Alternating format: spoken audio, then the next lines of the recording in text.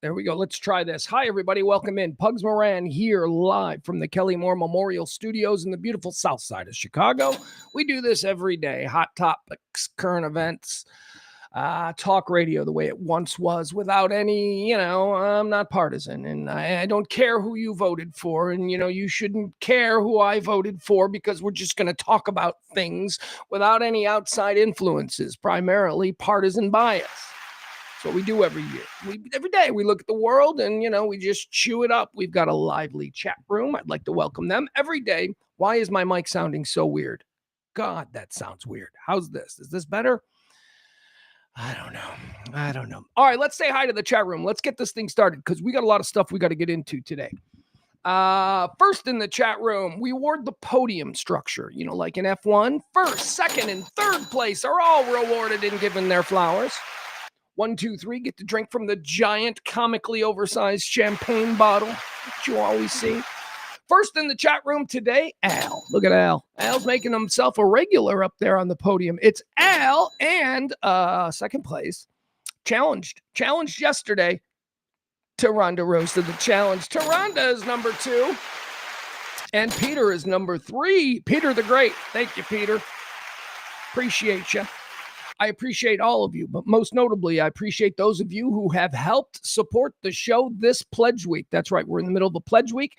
Oh, it's probably going to have to go into next week because we ain't doing so great. But we do have some heroes of pledge week that we need to reward. Reward with my eternal thanks. We've got Tracy D, who has contributed to the show this pledge week. We've got Peter. We've got Barney. We've got Mama B.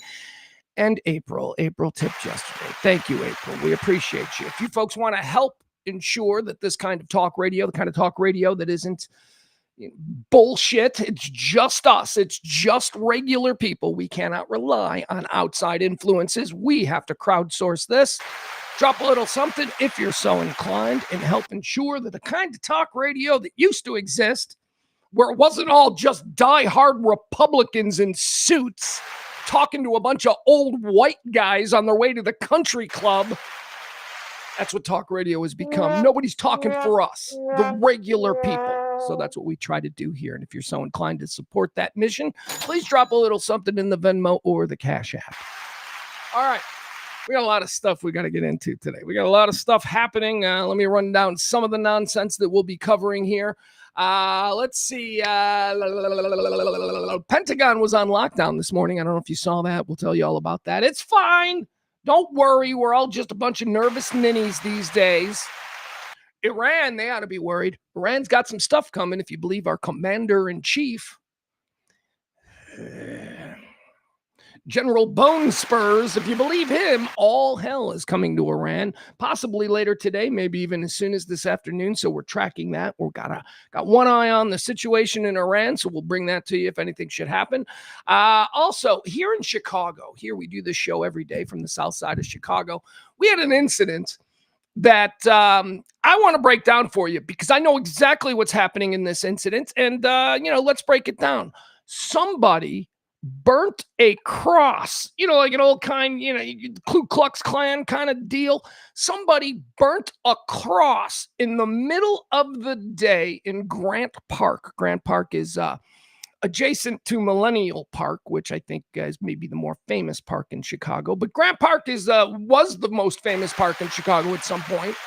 It's where the 1968 Democratic National Convention riots took place. It's a big deal. It's where all of our festivals used to be. Until we upgraded to Millennium Park. Millennium Park is cool.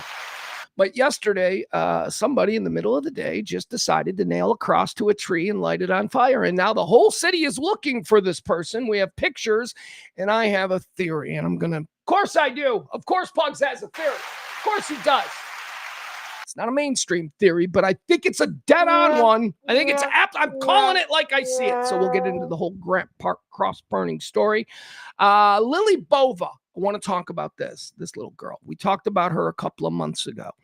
And I've talked about her a couple of times since. Lily Bova was a 16-year-old girl who was murdered in her apartment by somebody that everybody knows. And in the immediate aftermath of the murder of this beautiful little 16-year-old girl, there was a whole lot of talk about how we know who he is and we're going to get him and we know who he is. And then weeks went on and there was nothing. And then months went on and there was nothing. And then yesterday, something was revealed. So we'll talk about this. We'll get into this incredibly sad story. And now it is moved into the frustrating stage. The frustrating story of the murder of Lily Bova. We're going to talk about the latest details there. What else? Hey, Diddy's got a new accuser. That's right, me, famously of my Diddy or Didn't He podcast, where we covered the comings and goings of the Diddy trial from last year. Diddy or Didn't He? Got an update on that. He's got a new accuser. Somebody stepped forward and saying he did some things. Look, I know more about the Diddy case than anybody you know. I'm the guy that was like, I decided that it was going to be my thesis. I'm going to tell you what I think of these latest charges against Diddy, okay? So we'll get into that as well. Plus, we have really... Honestly, guys, if I could just do a sports show for 2 hours, I would do a sports show. That's now, at this stage of my life, that's all I really want to do, because normal talk about the other things in the world, it's just so ugly. And that's what we do every day. We do normal talk. We talk about the current events. We talk about the headlines, all of that stuff. Sports is where I really want to be. And let me tell you, today we're going to go hard on Knicks fans. We are going to talk about, we'll talk about the game a little bit, okay? But the game, unfortunately, one of the most incredible things that anybody who has watched basketball has ever seen, was completely overshadowed by the people of New York. That's what we're going to talk about when we get into that. What else do we have? We got a really troubling survey out of Europe. We're gonna find out what the modern, young, with a big future ahead of them, European thinks of us. Guys, our brand is in the fucking toilet, dude. Our brand, the American brand, we're gonna break that down. A new study has been revealed. Also, we'll do 3 videos. We do this every day. We like to end each show with a little rundown of 3 fun videos, most of them having nothing to do with each other. But they're fun to break down and they're fun to watch. And, we do 3 videos. Today, a very special 3 videos, celebrity edition 3 videos. That's right. All 3 videos will include a celebrity doing something. So we've got that. Let's see. What else we're going to do? Well, of course, can't beat fun at the old ballpark. Can't beat fun at the old ballpark. That's how we end each and every show, with me promoting another reason for you to get your ass out and support your local baseball team. Baseball is dying. Might not be true anymore. I'm telling you, baseball is back, baby. And look at me wearing my White Sox hat. That's right. Hey, Pugs, why aren't you wearing your generic black hat? Why today does your generic black hat have socks on it? Well, it's because as long as my team is in first place, I will be wearing this hat. Which, considering that the White Sox went into first place last night, now they are a half game up. It's a half game. That's tenuous. Chances are I won't be wearing this hat tomorrow. But that's going to be the thing. If I'm wearing the White Sox hat, it's because we're in first place. And let me tell you, when this season started, I sure as shit didn't think I'd ever be wearing a White Sox hat. We're not supposed to be here. We're ahead of schedule. We are like a year ahead of schedule. All right. Anyway, we'll get into that. Can't beat fun at the old ballpark will be the way we end this show. Plus a whole bunch of other things, whatever it is that's on your mind, we'll get into it. I'm going to try, as I said yesterday and then failed miserably, I'm going to try to spend more time with my friends in the chat room. And let's get started here. As I said, our podium champions for today, Al, Taranda, and Peter. But then right after those 3, I want to say hi to Adam. Hi, Adam is here. Oh, man. Okay. So people exchanging. 2 guys just having a real conversation. They're manipulating the chat. We got Leslie here. Hiya, Leslie. It's so hard for me to see the names. I can't do it. Seriously, guys, I'm trying to maneuver. I'm trying to move. I can't. It's too small. And I got big fat fingers. So, okay. I don't know how to do this. Oh, I see Mama B. Mama B's here. Mama B, one of the great supporters of this week. Man, what are you guys talking about? You guys are getting into a real conversation. I see you, Kevin. I see Barney. April. There's April. Okay. All right. I'm starting to see my familiar faces. We're good. I feel comfortable. I have to see certain people in order for me to be. Look at that. Look at my fucking. Oh, I got to do this. Got to put it on the side. I hate when my little nicotine thing. The show is absolutely not sponsored by On. Should be. I hate when my little nicotine thing goes to the front because then it looks like, I don't know, got an underbite with a big white thing. Breaking news. Trump has called off strikes on Iran tonight, says deal has been approved by Iran leaders. This is breaking news. Hold on, let's see if we can hear this. Have been in both concept and great detail, approved by all parties involved, including the United States, Israel, Saudi Arabia, UAE, Qatar, Turkey, Pakistan, Bahrain, Kuwait, Jordan, Egypt, and others. The naval blockade will remain in full force in effect until this transaction is finalized. Time and place of the signing to be announced shortly. Okay. So, all right. So President Trump, let's see. Hold on. Maybe I can pull that up. So apparently the big all hell breaking loose that was supposed to happen in Iran tonight has been postponed or pulled back because the White House has announced that Iran has agreed to the deal. Okay, so remember this deal that was out there where they said, we got a deal and they like it. And then they responded with, no, there is going to be no deal from our side as long as you, the United States military, is still blockading our ports and have positions within the Strait of Hormuz. That is what Iran said from the very beginning. They're like, no, there's no deal. There's no deal until you get your boats out of our little, strait. Right? So that was a part of the thing, which was a step back from what it was before February 28th, which before February 28th, remember, there was this multinational management group that ran the Strait of Hormuz, a group of which Iran had a very large part in, okay? But at least back then, it was Iran and a bunch of other Western-friendly people who we could do business with. Since February 28th, that multinational management of the strait is gone because Iran went, yeah, we're not doing that anymore. And we're going to start shooting anybody who thinks they, So that's where we were. Then the war broke out. Then there was the peace deal. And Trump said, we got peace. And Iran said, no, you're still blockading our ports. You're still. And Trump said, well, we're not going to blockade the ports until you give up everything. So as you can see, there was no peace deal, even though he kept saying that there was. So what has changed today? Trump was saber rattling. And, I guess a lot of critics of Trump were saying, well, he probably shouldn't say what he's going to do, but whatever. He was saber rattling, and maybe this was an intentional saber rattling in order to get them a little bit spooked, because apparently they have come back to the table now. Trump has announced that there will be no bombing tonight. As I stated in the beginning of the show 10 minutes ago, I was like, yeah, we're going to go all hell on Iran tonight. So Trump has since then said no bombing, okay? Final points of Iran deal are approved, and we have canceled the strikes. Okay, so we've canceled. So the final deals are approved. So because of the way all of this played out, it can appear that he saber rattled the last couple of days and Iran was brought to their knees. Oh, please don't do this. But then in the announcement that Trump just put out on Truth Social, he specifically says the blockade will remain in place until Iran accepts this deal. Okay, so that's the latest. The blockade will remain in place until Iran accepts this deal. Well, a couple of months ago, you told us that they accepted the deal, but they didn't because the blockade was in place. They were saying, look, America, no deal until you get the fuck out of the strait.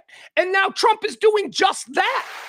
But it's being presented like it's a big win. It's not. He caved. Trump is pulling the ships out of the strait as long as they accept the deal, which was always what Iran was saying. We will accept the deal when you pull the boats out of the strait. But it's being positioned now like the king boy shook his saber and scared the shit out of him. That is not what happened. If in fact, this new deal is contingent upon the U.S. pulling their blockade back, because that is what Trump wouldn't do until this morning. And now he's saying, well, the blockade's going to stay until they accept the deal. But that was always what it was. That was why you couldn't get the deal, because you were the one that wouldn't pull back the blockade. And that is why they kept firing missiles and sending drones at boats.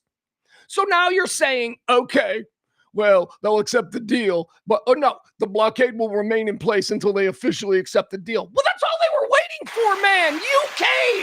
You caved, and you're presenting it. Now, I'm glad. I thought that should have been part of the deal. What do you mean a peace deal and we're still going to blockade your ports? I mean, it just made no sense. These people were never going to agree to that, but he presented it to us like, they're on board. They're on board because I'm a badass and they're afraid of me. Good news is maybe no war tonight. That's good, okay? In the grand scheme of things, somebody walking down the street and losing an arm because they turned down the wrong block during a NATO bombing or whatever the hell it is. It's not even NATO, it's us. That's a shame, and that will not happen tonight. So whatever. But I don't know how this is just what we thought it was going to be a month ago when the ceasefire was first announced. And then Iran says, no, there's no ceasefire because you're still blocking our ports. And Trump was like, well, we're going to continue to block your ports. And Iran's like, well, then we're not going to do a ceasefire. And then Trump goes on social media and goes, they've accepted a ceasefire. No, they didn't. They never did. They were clear about it. No deal until you pull your boats out of the strait.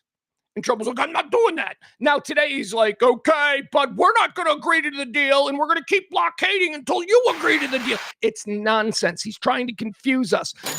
Bottom line is we caved. If we are ending the blockade, that is all Iran wanted, and we are giving it to them. So stop acting like this is some just example of great American might and Trump's brilliant leadership. It's not. It's not. He sees the war is going nowhere. He made a mistake in starting it the first time. It was planned by a weekend Fox News host. So what do you think is going to happen?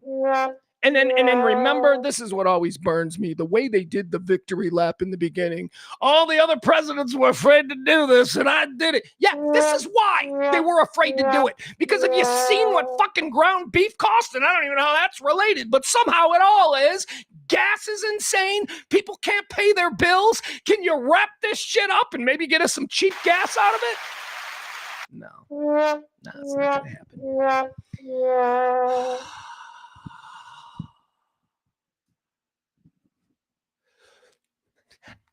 This is what's called out-of-town stupid. This is what, don't fucking compare the White Sox, Adam, to the Rangers. This is out-of-town stupid. Yeah, the White Sox do play in a bad division, and we'll let you know how bad once we fucking play them, Adam. But we've been busy playing the Padres and the Cubs and the Rays and the Braves and the fucking Dodgers coming up next week. We've been busy playing everybody but our division. We've been playing the top teams in baseball, Adam, and we've been beating them. So you know what's going to happen after we go through Hell Week, which is this. Well, we've already won the series against the best team in baseball, the Braves. We've already beat them 2 out of 3. Then we got to take on the Dodgers. Then we got to take on the Yankees. And you know what? At some point, we're going to get Cleveland, Minnesota, Detroit, and Kansas City again. We played Kansas City. We're going to get them again. And we'll let you know if the division sucks. But I'll tell you what, we don't. I can't speak to the Rangers. All right, thank you. Thank you. That was me going off on them. All right. He's lucky that they play in a shitty division. Yeah, we'll let you know when we play them. But we've been busy playing the best teams in baseball, and we're in first place. So, okay. I know I'm a little touchy. I'm a little touchy because it's only a half game. And when you're involved in your local baseball team, to the extent that I have become, a half game is very scary. All right.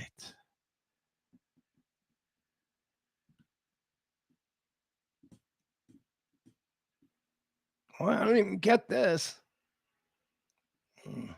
That's I think that's ugly. I think that's ugly.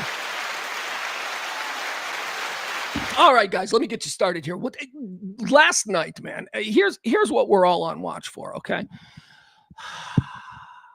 you guys been having weather down there in Texas, huh? So have we.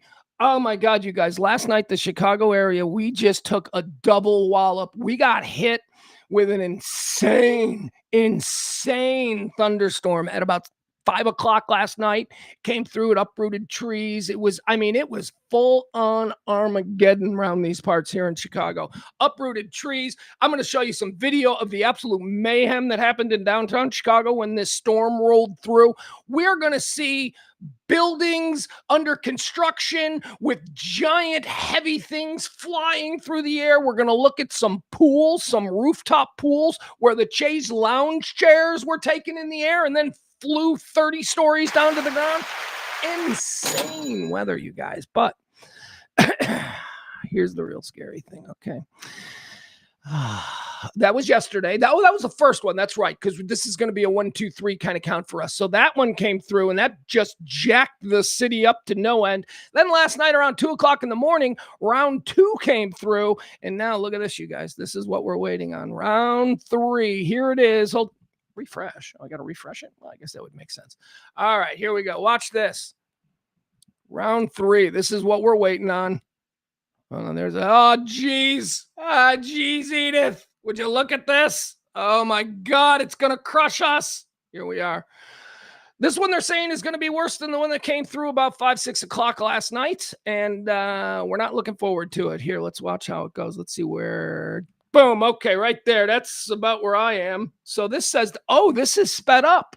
When I did this an hour ago, we weren't supposed to start getting rain until after 3 o'clock. But now it says I got 12:50 and we're in the middle of the heavy stuff. All right. We're going to survive. We survived last night. So we survive tomorrow as well, or today. All right. Let's see. What else do I have for you? Let me show you some of this from last night, though, just so you get an idea of what this looked like. Well, do I want to just show, should I just, I'm wondering if I should just go through check this out. Yeah. It's not too far away from where I am. But this is the strength of the winds. They were not tornadoes. They were not microbursts. They were just insane. Look at this. In my life, have I seen anything like this? South side of Chicago. Took a tree out from the roots. Took like 100-and-something-year-old tree out by the roots, uprooted the entire sidewalk, and ripped a giant hole in the lawn. This was last night about 5 o'clock.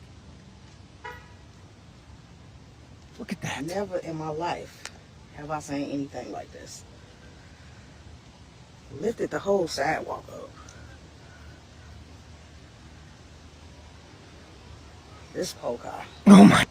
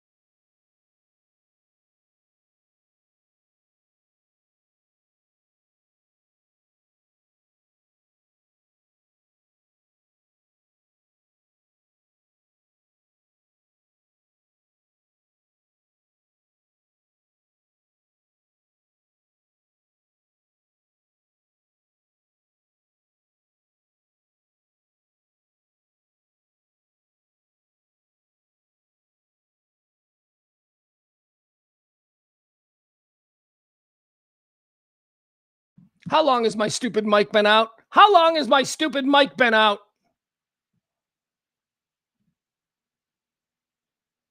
Sound has been out since then? Sound stopped after you played the clip. All right, I got you. Don't worry. All right, I got you. I'm sorry. I didn't say anything anyway. There was nothing big. You missed nothing. I didn't yell it at him or anything like that, so we're good. All right, let's see here. This is a cool one. This is the storm as it rolled through. Time lapse. I always like the time lapse. Although it looks like it's coming in from the wrong way. It looks like it's coming in from the southeast, but it actually came in from the southwest. All right, yeah, here it is. This is from the southwest. This is rolling. So the camera, like imagine the camera is in the lake. All right, here it looks like this.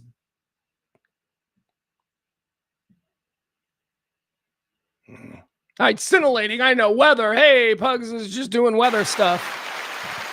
Sorry. Won't bother you with stupid. Oh, what's this one? Oh, there's more. Hold on. Let me see. Here's a cool picture. Look at this. This is a cool picture. Didn't see this. Probably could have because I can step on my front porch and I can see the Sears Tower. Didn't see this at the time, but look at this. This is a cool picture. I'd like to put this in my living room. Look at that. Lightning was awful. It was totally crazy. Let's see what else do we got. Here we go. There's some window damage. Windows in downtown Chicago got blown out.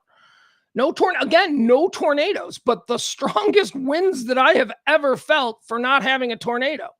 Oh, this is the one with the pool chairs being blown off. Watch this. Watch these chairs just fly off this. It's an elevated swimming pool in an apartment building, and the wind just blows the lounge chairs into the street below. Imagine just running down the street trying to get out of the rain, and then you just get slammed by a chaise lounge. Look at that. Look at these things. Oh my God. Oh my God. Look at this. Oh my God.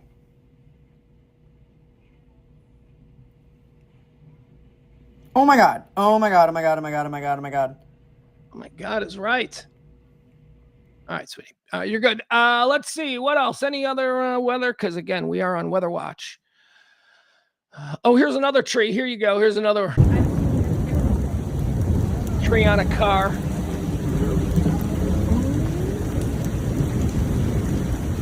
Now, look, I've been used to, for the last few years, Texas storms. And I've been noted to say that Texas thunder is much louder than, it's much louder. Thunder in Texas just sounds 5 times louder than it does in Chicago. And it was explained to me by a weatherman, one of the weathermen there in Dallas. I don't remember who it was. But I asked him about that. So why does thunder sound so loud here? And he explained that it was because of the acoustics in the flat land and the fact that there's not as much ground, like Chicago's river valleys, and it's, hills and stuff. So, it may echo in one area, but it doesn't really. Basically, the thunder in Texas, I guess, hits the ground and bounces back up, and that's the amplification. But Texas thunder really does sound. But I'm telling you, I don't think I've ever been through a storm that was as crazy and short-lived as last night's. Again, it was only like 5 minutes. It just blew right through and then left.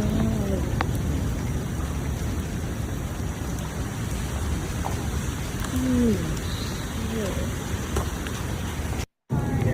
All right. There we go. We had us some weather, boys. We had us some weather.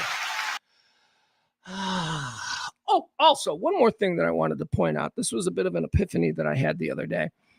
And the other day, meaning yesterday. Hold on, let me get into the chat. There we go. Nah, Byron, it wasn't Finfrock. Okay, you know who it was? I'll tell you who it was. I just can't remember his name. Do you remember the weather guy back in the day? I think he was on either like the CW or the WB. I know a lot of you are like, yeah, no, I don't know that guy. If that's what he was on, then I don't know that guy because I never watched Moesha or, whatever. I don't know what was on those channels. I never watched those channels either. But somehow this guy, and I think it was because they were located right across the street from our radio station. But this guy, this weather guy over there, he kind of became friends with the show. He was I think it was Sybil who brought him to us. And she's like, we should have a weather guy and he's across the street and he can just come over. And we're like, okay, that sounds good. And he was nice and we liked him. And then he got arrested at a mall for stealing clothes and lost his job. I don't remember who that guy was. Anybody in the chat room Remember who the weather guy was who lost his job because apparently he was a klepto? I mean, he was a major market weather guy. He was making at least $300K a year. And he was stealing like wallets and stuff, like stupid shit. I don't know. If anybody knows, please let me know that guy's name. But it definitely wasn't Finfrock. It wasn't Delkus. Yeah, I don't know who it was. Al, I need to point this out to you, brother. I'm sorry. I just need to stop you. The Windy City is not the Windy City. We're not called the Windy City because of our wind, which is interesting because we do have significant winds due to the tunneling effect of the downtown buildings and the vacuum nature of the lake. So, we do have crazy winds. That is not why Chicago was called the Windy City. Chicago was called the Windy City because back in the early 1900s, maybe late 1890s, there was a New York Times writer who described the politicians of the city of Chicago as blowhards, and then described the entire city as the Windy City of blowhards. So it's not actually about wind, but it could be because we do have wind, but that's not why we're the Windy City. Fun facts. All right. So the epiphany that I had the other day, which was yesterday. So, and again, we're going to get into stuff that people are actually interested in. I promise you that. But Glenn Moray, thank you, Peter. That's who it was. That is exactly who it was. Who explained to me why thunder was louder in Texas than elsewhere. He must have done it between shoplifting stints. I was like, we didn't talk about it on the air because, people have problems and he was somebody that we kind of knew and, whatever. But I remember Kelly and I talking about that. Going, that's weird. Why is he stealing wallets? The dude drives a Jaguar. Why is he stealing wallets? Yeah. Glenn Moray. Wonder whatever happened to him. He was nice, man. He was cool. I thought he was a good dude. I mean, he probably is. He probably is a good dude. He was just humiliated when he got caught stealing. Caught stealing. All right, where was I? Oh, yeah, the epiphany. All right, let's get back to that. So, you guys, baseball, and I'm not going to be on baseball all day, but obviously my White Sox are in first place. That's why I'm wearing my White Sox hat. Adam's a piece of shit. That was uncalled for. I didn't need to say that. It just bothers me because White Sox fans know that we did this against the best teams in baseball. And yet we still have out-of-town stupid going, yeah, but it's the North. We're going to win this fucking division by 25 games, dude. We're going to run away with this division. All right. It's a little bit braggadocious for this early in the process. I'll agree with you, Adam. I'll agree. It's tenuous at best at half a game lead, but it's all right. We're fine. And it's tenuous at best with a half a game lead because we still have one game left against Atlanta, the best team in baseball. Yeah, we beat them the first two games, but they'll probably eke out one. So we'll probably lose at least one of that series. Then we got the Dodgers. Then we got to play the Dodgers for 3, and then we got to go to New York and play the Yankees for 3. So I don't think I'm going to be wearing this hat much longer, but let me celebrate today. Because we'll get it back. I promise we'll get it back. We'll get it back. All right. How's the weather? I'm looking at the weather. I don't need to look at the weather again. All right. So my epiphany. So my White Sox are now in first place. And our crosstown rivals, the Chicago Cubs, let's just say they're in last. They may as well be. They were supposed to win this. We were supposed to win the World Series this year, and they spent money on everybody. They paid Bregman. I think they gave Bregman Milwaukee. I think they said, hey, we'll give you Milwaukee if you come play in Chicago. And, the Cubs were supposed to be great. And a couple of, about 6 weeks ago now, I think it was, the White Sox and the Cubs played the first of their two series. They played the first one there on the south side at the White Sox Park. And the Cubs came into that. They were one of the best teams in baseball. They were in first place. They had a little trouble in the previous series against our Rangers. That's right. The Rangers kind of exposed them, the Cubs, in the games just before the White Sox series. But the Cubs come into the White Sox series. The White Sox win the series. It was very passionate, the way these games always are.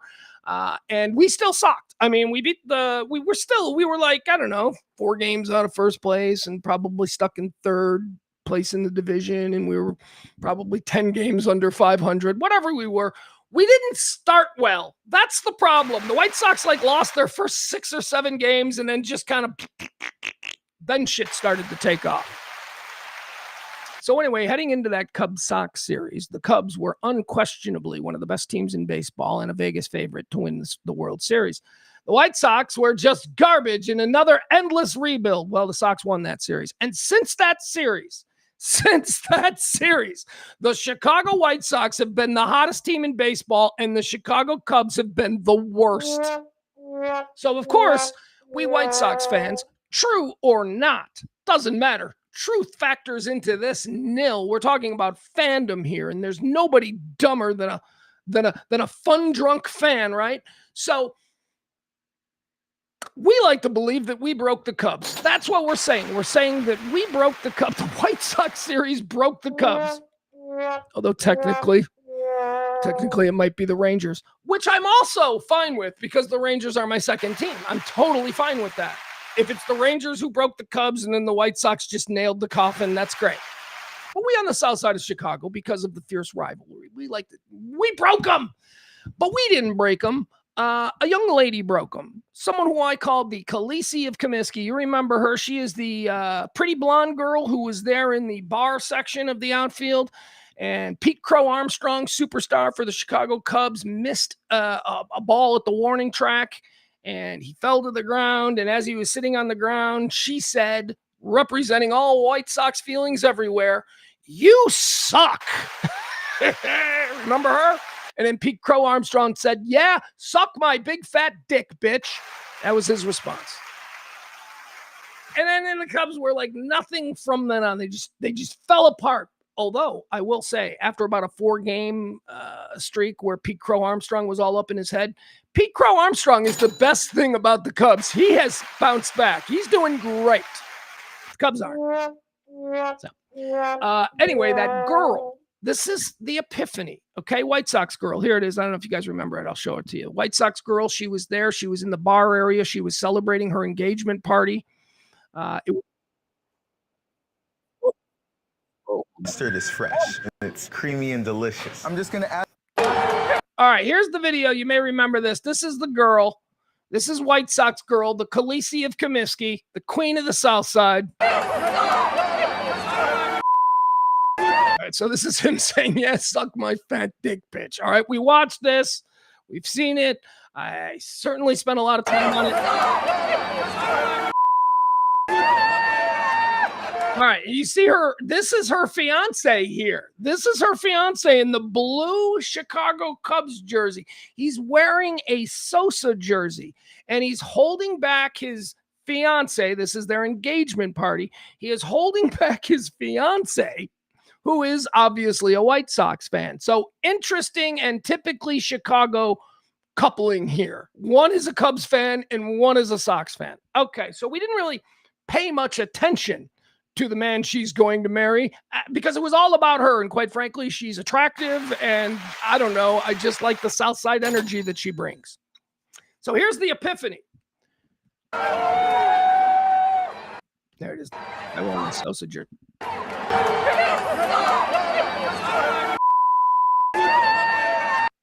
I can't. All right. Anyway, here's the epiphany that I had, that I realized that I can't believe not more people are talking about because I hadn't really heard it mentioned.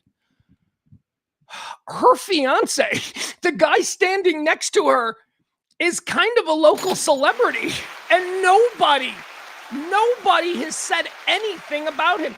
Her boyfriend is a guy, a fairly well-known and recognized Chicago improv artist by the name of Johnny Vitti.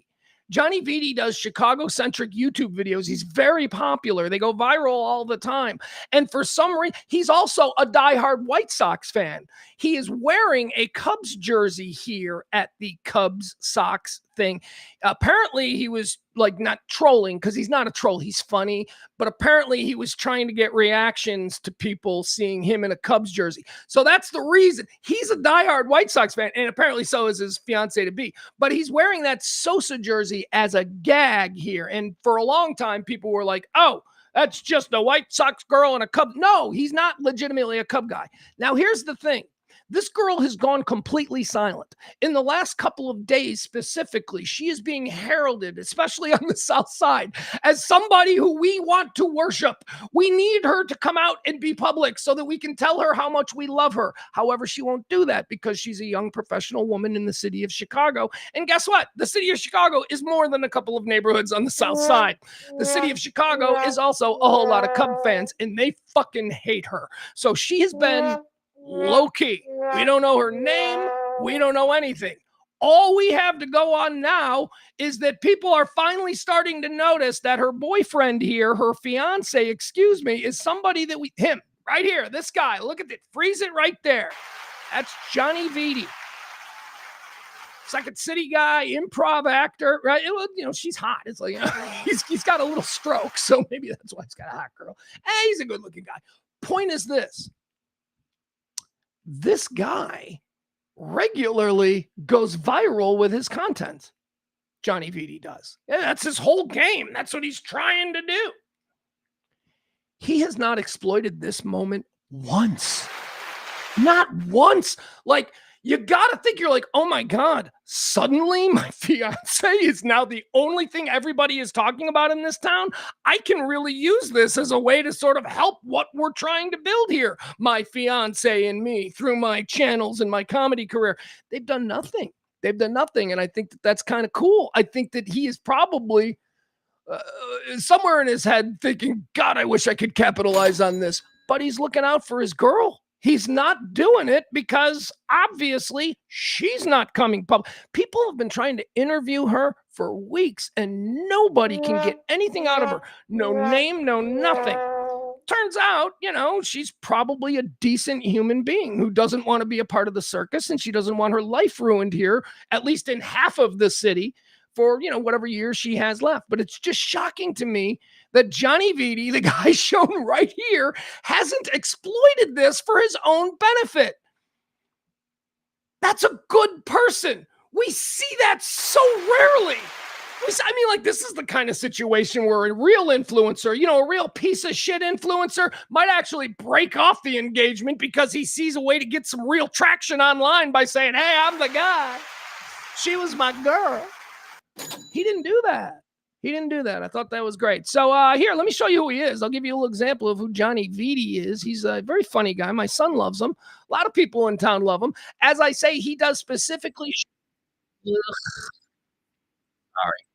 right. He does exclusively Chicago-centric content like this. Here's a little bit that he did about, welcome to Chicago, for people who just moved to Chicago, who maybe don't understand some of our slang or some of the way that we speak. Here we go. This is him. I see him. That's her boy. That's the guy. And he hasn't exploited it at all. And I just think that's pretty cool. Just moved to Chicago, but you don't know what your friends are saying? Introducing Duolingo, the only app to translate Chicago in.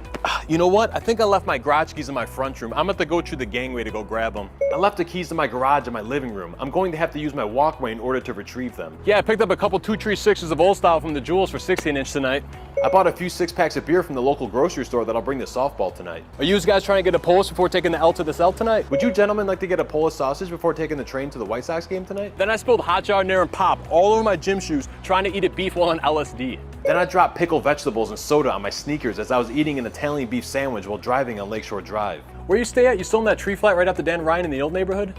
Where do you live? Are you in the same 3-story apartment building near the I-90-94 expressway in Bridgeport? Oh! Watch where you're going, Jagoff! Slow down, you. Did you just... All right, there you go. So that's him. Once again, now that you've seen him here, well, this is actually not now that I see that this particular freeze frame, but there he is. That's him. That's him in the Cubs jersey. Johnny Vitti. looking out for his girl. I seriously, as a fellow influencer, I'm like, I'd break up with him. Seriously, I'd be like, baby, this is too good. I'm sorry, my career. Let's be honest. We may not be married for 50 years, but I'm gonna need my career for the next 50 years. So anyway, there's my epiphany. Johnny Vitti is the mysterious fiance of the Queen of the South Side. All right. There we go.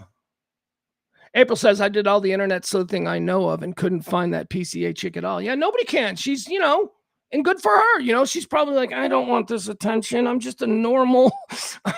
And as I say, she's in a relationship with a pretty high profile guy. I'm wondering why he's not exploiting. His channel doesn't have anything about it. He hasn't tweeted anything about it. He's been really, I don't know, kind of wild. All right. Adam says, I get called a weirdo. Okay, that's all we need from him. No, I'm kidding. Adam says, I get called a weirdo for calling it soda pop. Texas, born and raised, never called it Coke. Well, the proper way to refer, I guess the official proper way to call it would be soda pop. But if you want to shorten that, pop is what it is. Pop, it's not Coke. Coke is a brand. Coke is a specific kind of soda pop. Pop is the generic flavored carbonated beverage world. That's called soda pop.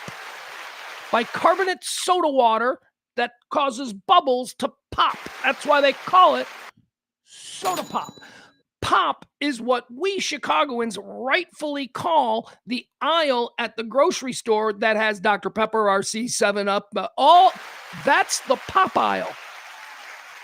It's not the Coke aisle. I'm telling you, Texans, that is the craziest thing that I had to adjust to when I got to Texas. That and Sonic's. I'd never been to a Sonic. I decided I liked Sonic food, but I didn't know how to order. That was hard for me moving to Texas. Sonic. I mastered it now, but I didn't back then. I was like, wait, what?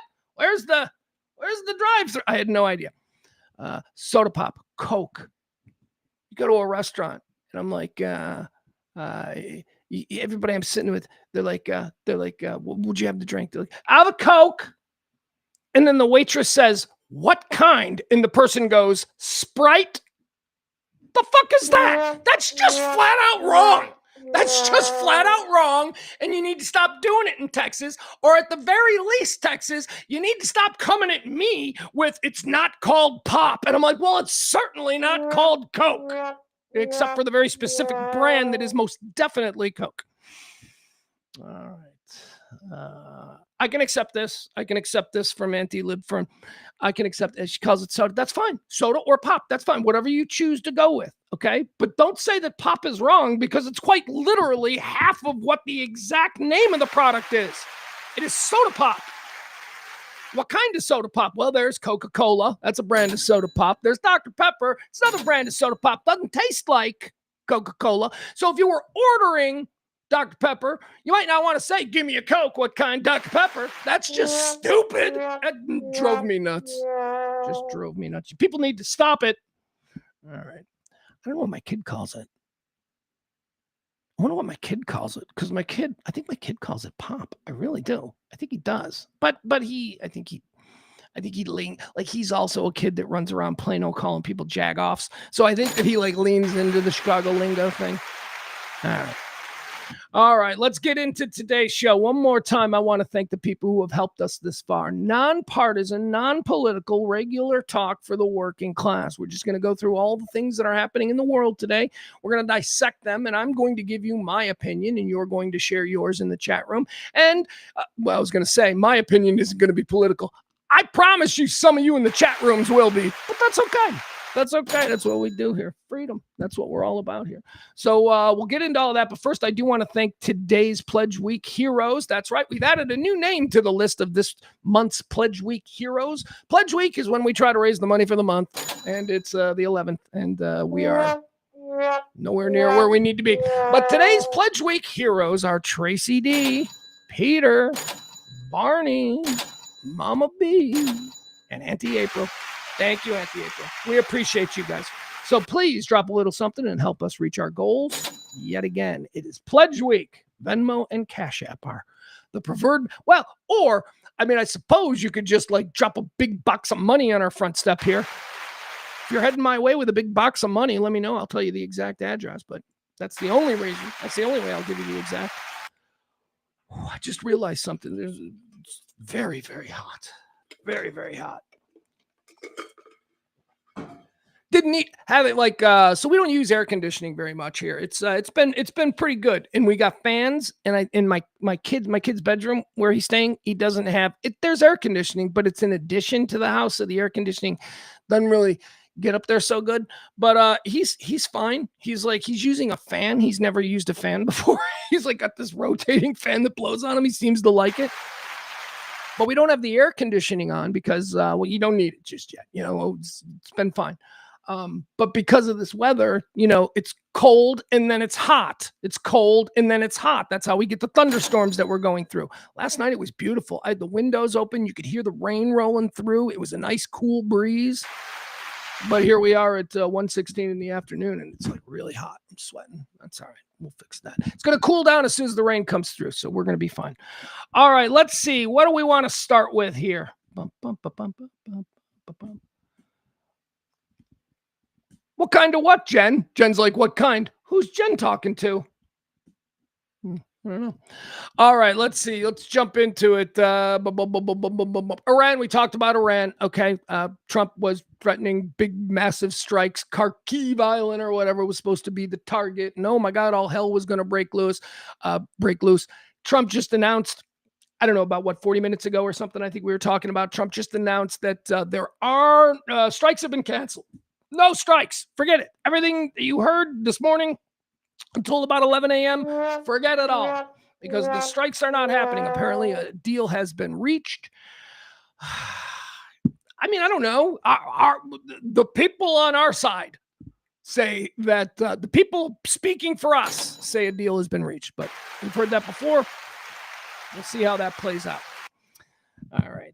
What else? The Pentagon. Let's talk about this story. Earlier this morning, it all turned out to be a false alarm, but it shows how on edge everybody is. Earlier this morning, a large part of the Pentagon was evacuated. Others were told to shelter in place because the air quality monitors apparently picked up a foreign substance in the air, triggering all of these security measures. Important. I mean, it's the Pentagon. I mean, you would think, how would you cripple the American military? Well, what if put sarin gas in the ventilation system at the Pentagon, right? So these things are important, and they acted quickly, and everybody was evacuated from the places where the sensors were going off. 20,000 people daily inside the Pentagon. So I mean, Pentagon's a pretty big building. I've only seen it from the air. I've never actually been on the ground. Never been there. But it's a lot of people. It's a city, 20,000 people. That's a city. And so it's a serious thing, but all's well. It was a false alarm. No exact details on what that was, but who cares? What are you up? What are you, some kind of foreign substance in the ventilation system expert? You don't need to know exactly what it was. All you need to know is a false alarm. So we'll move on. Police, apparently, though, in the early goings, police would not go into the building, and they had to wait for a hazmat team. And apparently there was a whole bunch of people walking around the Pentagon today wearing gas masks and full-on tox suits. Fun.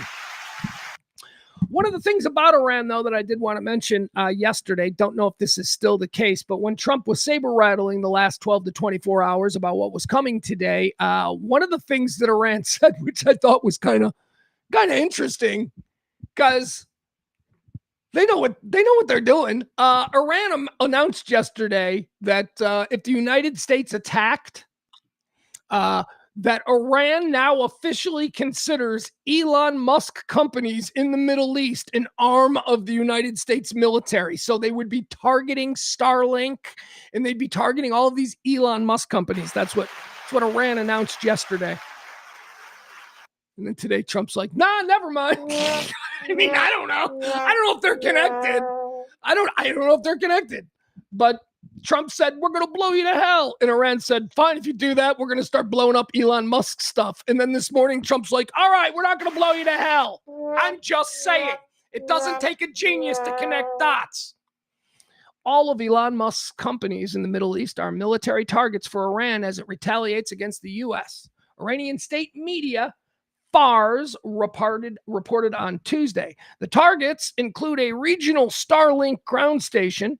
The report came around the same time that President Donald Trump warned on his own social media account that the U.S. will attack Iran very hard tonight. Like they know what's really happening. I mean, a lot of us do too. 37% of you don't. 38% of you are like, that's not what's happening. So, I mean, Trump is obviously a butt buddy of Elon Musk, and he's doing whatever Elon Musk says. I mean, you tell me that Trump goes, we're going to attack very hard, and then Elon Musk suddenly is targeted, and then Trump is like, we're not going to attack at all. It's fine now. It just seems a little shady.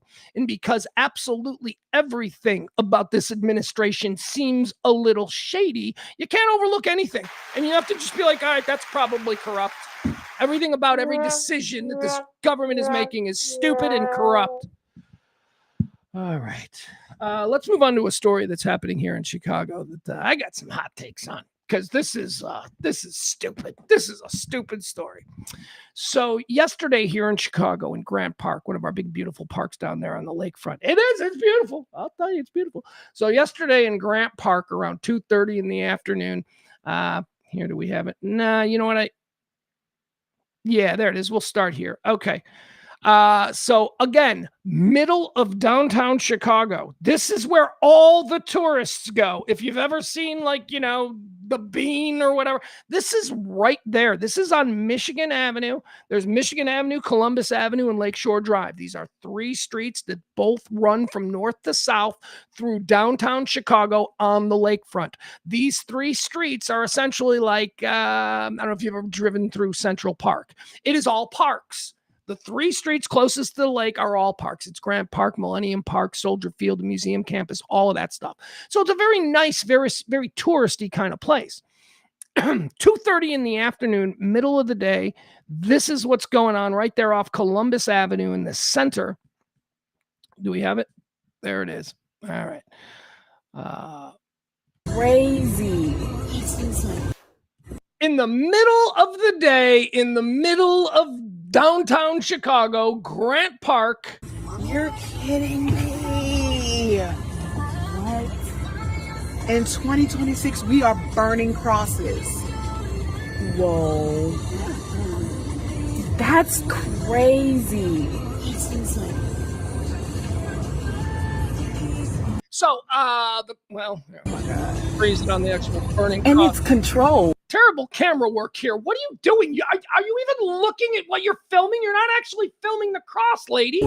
It's like a control. This is a very controlled burn. Nice shot of your rear view mirror. I wonder if that dude said it because. There you go. Okay. So here it is, middle of the day, 2:30, downtown Chicago. Being seen, let's be honest, being seen by hundreds of thousands of people. There are cars everywhere. This is a very busy part of downtown Chicago. So somebody did this. Somebody was seen doing this in the middle of the day. This was not somebody who was trying to be covert. This wasn't done in the middle of the night, right? This is something that this person just did. Now, why would somebody take a stupid risk like that to just do this in the middle of the day? Well, I'll tell you. Because we do have more. We've actually got here. We've got I just screwed it up, guys. I'm sorry. We've got pictures. Of course we do. Of course we do. We live in a surveillance state. You think somebody could do this in the middle of downtown Chicago and not be captured by a million cameras that are everywhere? So here, we've got some pictures of this guy. Let me show you. Yeah, sorry, I went to the wrong page. Of course I did. It's a one-man band, folks. I used to have producers, and so the shows were much smoother, but I don't have producers now, so I got to do it all myself, and I'm not really good at it. All right, so here, these are the pictures that we have of the person supposedly responsible for the burning of the cross. You see him? All right, here's one picture of cross burner guy. There's a better one where we get to see it. Here he is. All right, you see this guy? All right. All right.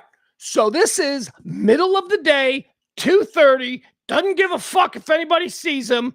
Cross burner guy in downtown Chicago.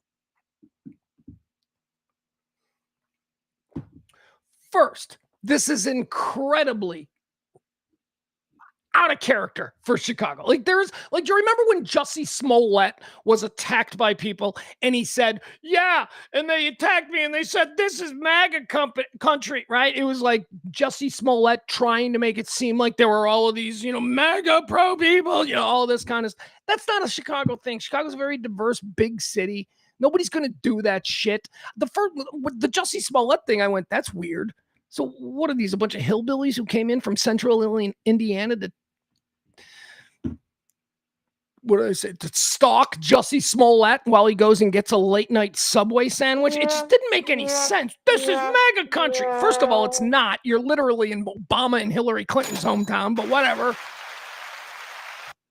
We don't have a Ku Klux Klan presence in Chicago. We don't have, I'm sure we have white supremacists and stuff because they exist in every big city. We got all kinds. But what I'm saying is it's not a thing where, we need to go talk to the local KKK chapter now about this, because there isn't one. This is just like cross burnings in Chicago. And now we're looking at the dude who did it. This dude did not burn that cross because he wants to bring back racial whatever. That is not why this dude burned that cross. This dude burned that cross in the middle of the day without any fear. I mean, obviously he's going to be captured on video without any fear of anything going on. This dude burned that cross because somebody paid him to do it.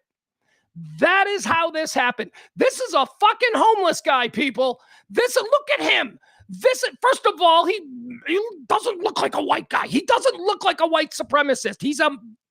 This guy was probably living on the streets, as many people in Chicago do, and he was approached by somebody who said, want a couple $100 to do a job for me? And that's what this is. Now, why did that person pay him to do this?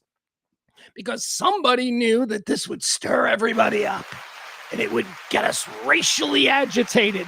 And for some reason, there are people in this country who want the racial agitation, who want us to it's the racist. But you know what I'm saying? This is how these things happen now. These things, some guy, some evil guy with a little bit of money who's maybe in charge of some group or some action committee, or maybe even now, he's an influencer with a popular YouTube channel. I don't know. But this is the kind of shit that Chud would have done, right? Chud would give $100 to a homeless guy who desperately needs money to do something this crazy. This person's going to jail. They're going to catch him, or maybe they won't, because again, he's just a random homeless guy who was paid by somebody to light a cross in Grant Park so that everybody can get stirred up. Because racial divisiveness is big business in this country. Look at him. Do you think that this guy woke up going, I got to return the message for the white man? No, he didn't. He was laying in a puddle of his own piss in a doorway somewhere, and some dude pulled up in a car and rolled his window down, the back of the limo, like in the movie. And the window goes down and he goes, hey, kid, come here. You want to make a quick $200? And then they pop the trunk and there's some wood. And he's like, all you got to do is nail this wood to a tree and light it on fire, walk away, and the money's yours. That's what this is. This guy doesn't have some grandmaster plan about bringing on the race war, but I bet the person who convinced him to do it does, and that's what's happening. Grant Park cross burning. Let me see. There was a story earlier this morning about how they thought they had a suspect. Let me see where we are on that. Grant Park cross burning. Do we have a suspect? Has anyone been arrested? All right, it's 1:30. Let's see. As of June 11, 2026, no one is currently in custody or has been formally arrested, but law enforcement has identified a specific person of interest. The CPD and the FBI are actively conducting an arson and hate crime investigation. See, now this guy is going to go down for a hate crime because they got to hang it on him, even though that wasn't the motivation for what he did. Although what had happened, people saw it and went, that's a hate crime. This guy, I'm just telling you, this is how it's done. This is a disposable rat person in the eyes of somebody truly despicable. And this disposable rat person was used for probably a quick $100 or whatever to do this. And now everybody's talking about it. And we're like, do we have a racial problem in Chicago? No, but we do have somebody who wants us to all think we do. Stupid. Police have released clear surveillance photos of a young male person of interest wanted for questioning. That's what we were looking at. The individual is described as a young male, appearing to be in his 20s or 30s, possibly Hispanic with dark hair. He was spotted fleeing the area on foot, wearing dark trousers, white sneakers, and a black backpack. No shirt? You should just say no shirt. That's, Authorities have received over 130 tips from the public. Of course, because people saw him doing it. Hundreds and hundreds of people drove down Columbus Avenue while this guy was nailing a board to the tree. Hundreds of people were driving by when he decided to douse the tree with gasoline. And hundreds of people were driving by when he lit that tree and that wood on fire. Financial reward, the faith community of St. Sabina, led by Michael Flager. Hey, my family priest. He grew up across the street from us. I mean, we don't technically have like an official family priest. Like, we don't have, it's not like The Sopranos where Father Intintola is coming over and watching movies with watching rom-coms with my mom. But no, Mike Flager's family friend. That's all. The faith community of St. Sabina, led by Reverend Michael Flager, has offered a $10,000 cash reward for any information that leads to the direct arrest and conviction of the perpetrator. If you recognize the individual from the released image or have any relevant information, please contact the Chicago Police Department or submit an anonymous tip online. All right, never mind. Well, there you have it. That's right. Oh, the Ku Klux Klan is taking over Chicago. Yeah, I don't think so. But I do think there are some bad actors out there trying to create situations that stir everybody up, especially on social media. And congratulations, this one did that. But if you believe that guy is responsible for this whole thing, and if you believe that guy had this motivated hatred of black people, you're wrong. It's quite clearly somebody poor who was paid to do something terrible, because the people at the top of these terrible ideas are always feckless cowards. All right. Well, you think I got hyped up on that? You think that was something that got me all twisted? Let me tell you about Lily Bova. This is another story that we're dealing with here in Chicago. Lily Bova, beautiful 16-year-old girl, murdered in her apartment. This is going back 2 months now, something like this. I told you the story. You know what? Here, the original story. Let me see if I'll show you. Let me show you the original story so that we're up to speed. You'll remember it. I talked about it a couple of times. Details are important. All right, here we go. So this was from two months ago. 2 months ago. Just to refresh our memories. They believe this was an isolated incident. Police say they are still looking for the shooter, and they believe this was an isolated incident. According to them, there is currently no threat to the general public.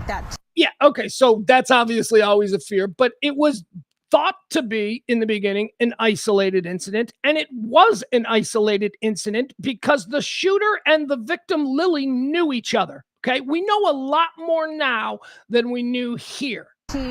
Was identified by her school, Glenbrook South High School. 16-year-old Lily Bova, a sophomore at the school. Police say the shooting happened Saturday morning at the Salem Walk Apartments in Northbrook. The Cook County Sheriff's Office says a teen was found in her home with a gunshot wound.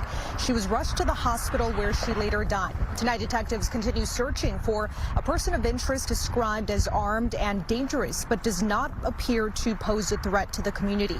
Authorities have not said what exactly led up to the shooting or whether the teen knew the shooter. Lily's principal telling us Lily was a quiet spirit she loved deeply and was bright, positive, and mature, but beyond her years. We did just speak with a former resident of the apartment complex here who says the news is both shocking and concerning. Yeah, it's usually a very safe, like this area is so safe. Nothing like this ever happened here. Like, I've lived here for 8 years, and like I said, I recently moved. When this you look at these apartments, I gave you this context before. When you look at these apartments, I'm sure if you're like me, you're like, oh, those are shitty apartments. I bet you can buy all kinds of drugs in those apartments. You could just sit in the middle of that courtyard with a sign that says, I'm looking to buy drugs, and like people will just come out. So it looks like a shitty apartment, right? But she's saying that it's safe and it probably is, because as I told you when this story broke, this is Ferris Bueller land. This is not the ghetto. These are probably the shitty apartments where like the janitors and, people like that live who service the wealthy people. This is a nice suburban area. Again, if you've seen any of the John Hughes movies, Breakfast Club, all that, that's what area this is. So when you see the apartments and she says it's safe and you might be like, they don't look safe. Just understand that this little apartment complex is probably the shittiest thing in this area. Nice. And it's probably pretty nicely insulated. And like, it's super safe. Like, I can't even imagine something like this happened here. Yeah, that's very scary. That's very scary that the shooter is still at large. I don't know why they haven't apprehended him. Like, it's not any information pertaining to who this person may be. All right. So that just got you back up to speed. So this was a couple of months ago. Now, the stuff that we didn't know there is that Lily and her sister and her mom and I don't know, somebody else, they had gone to the Great Wolf Lodge. The Great Wolf Lodge, we all go to. That's a fun place. They'd gone to the Great Wolf Lodge for spring break. The week of spring break was there. Lily was out of school and her mom's like, let's go spend a few days at the Great Wolf. So they did a nice little getaway. They returned home to that apartment. Lily returned home to her home, that apartment complex. 16-year-old Lily was living in that apartment complex with her 22-year-old sister. Okay, so she's got a 22-year-old sister who lives in this shitty apartment complex, and 16-year-old Lily is living with her there. Now, in the beginning, I said, why is this 16-year-old girl living with her 22-year-old sister when she's got a mother and a father? And I'm an asshole and I speculated a little. Here's what I've kind of learned. This is something that, because other people have talked about this, and I've been on a lot of Reddits and, all of this stuff, trying to get as many details as I can. Apparently, Lily was living with her sister in this shitty apartment complex, not because she had been kicked out by her father or mother, which is what a lot of terrible people were saying. She was living in this apartment complex because if she lived in that apartment complex, she would be allowed to go to a much better high school. This, I guess, where her mom lived and where her dad lived, or they were divorced, I guess maybe that was a different high school district, but her sister just happened to live in this shitty apartment complex that would allow her to go to Glenbard North, Glenbard South. I don't know. One of those is the Ferris Bueller Breakfast Club school, and the other one is the one right next to it. Anyway, that's why she was living there, apparently. She was just using the address that her older sister, had established. All right. So she's 16 years old. She's living with her 22-year-old sister. Her 22-year-old sister is she's got some sketchy boyfriends, right? That's another thing that we've read about this. The 22-year-old sister has some sketchy boyfriends, and Lily, the 16-year-old, awesome honor roll student, beautiful, full life ahead of her, she's living with the sister with the sketchy boyfriends. And she was pretty. Here's another thing that bothers me. The sister was 22. She was apparently dating a bad guy. And then you're just going to have in the next room your like 16-year-old, really pretty little. I mean, I would be afraid if I'm the dad. I'm like, you know what? You're not bringing your shit boyfriends around my 16-year-old daughter. Okay. Anyway. So Lily goes to the Great Wolf Lodge with the sister that she's living with, the 22-year-old sister, and the mother, and I think an aunt. And they spend a few days there, spring break. They come back home late Friday night. Lily and the sister go back to the apartment, mom, and then go back to wherever they live. Lily and her sister go to bed on Friday night. They wake up Saturday morning. Saturday morning, there's a knock on the door. Somebody appears at the door. Somebody that both girls know. The guy comes in, goes into Lily's room, and shoots her twice. Shoots her twice in her room. Comes out of the bedroom. Has a conversation with the sister. The sister is like, what did you do? What did you do? And the gunman said to the sister, give me a hug. Give me a hug. Like in the weirdest, creepy way possible. The sister, started freaking. What did you do? What did you do? And at that point, the creep guy who came in leaves. Police are called. Poor Lily's dead. The police are like, who did this? And the sister goes, here's who did this. He was here. And by the way, there's a whole bunch of cameras that show this guy that apparently the police have. This guy was the guy who came there at 11 o'clock in the morning and murdered Lily in her bedroom in front of her sister. The guy leaves. The police announce in the early goings of the investigation that they have a person of interest and that they want to talk to him. This person apparently turned himself in. Talked to the police. The police did not have enough to arrest him, so they let him go. This person has since disappeared. Nobody knows where the hell he is. Gone. Cops have no clue. It's now 2 months later, and the Cook County Sheriff's Office, Cook County Prosecutor's Office has decided that they are not filing any charges. No charges. They know who it is. He did it in front of the sister. The sister told the police who did it. The police have talked to the guy who did it. And that guy is now in the wind. And the cops are like, well, we don't have him anymore. So I guess there's no charges to be filed. What? Are you kidding me? Guys, I don't understand. I don't get it. I don't understand why this isn't like one of them Fox News stories. I tried to get James Parker to talk about this story. I'm like, this is exactly the kind of story that is grist for the AM talk radio. And honestly, this is one that's legitimate. You can be outraged about the way the liberal prosecutors in Cook County handled this. I will stand with you when you criticize them because this is nonsense. Now, the underlying factor is that all of this went down during the ICE problems and that this boy is in this country illegally. This teenager who murdered Lily Bova. And this is the reason that most people are believing that the prosecutor's office they don't want this whole thing. And he's gone and he's in Mexico now or wherever the hell he escaped to. And, Lily Bova, she was a poor girl. Her parents are, they don't have any money, so we can just not worry about this. That's the way it's playing. That's the way it's playing. All right, let me show you. This is her mom. This is Lily Bova's mother speaking out yesterday after it was revealed that, is this the video? I think this is it. Her mom speaking out about the decision to not file any charges. All right, here we go.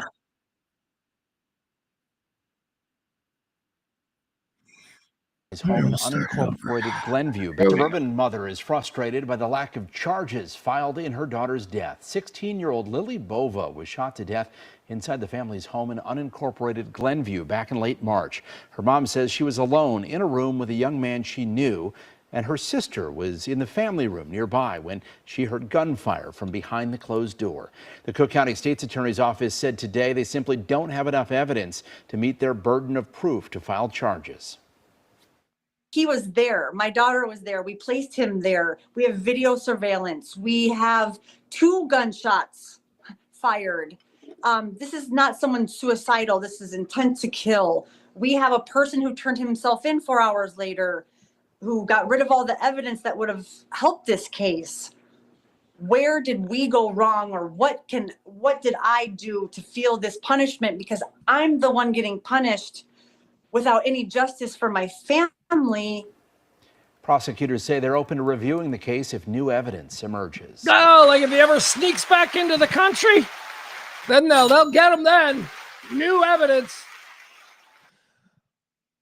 They can't even admit that, though. And that's what is driving people nuts. Just say that he was an illegal and that he ran back to Mexico. Everybody knows that. But none of the authorities here will say that because they're afraid of what that will mean in the whole context of the ICE shit.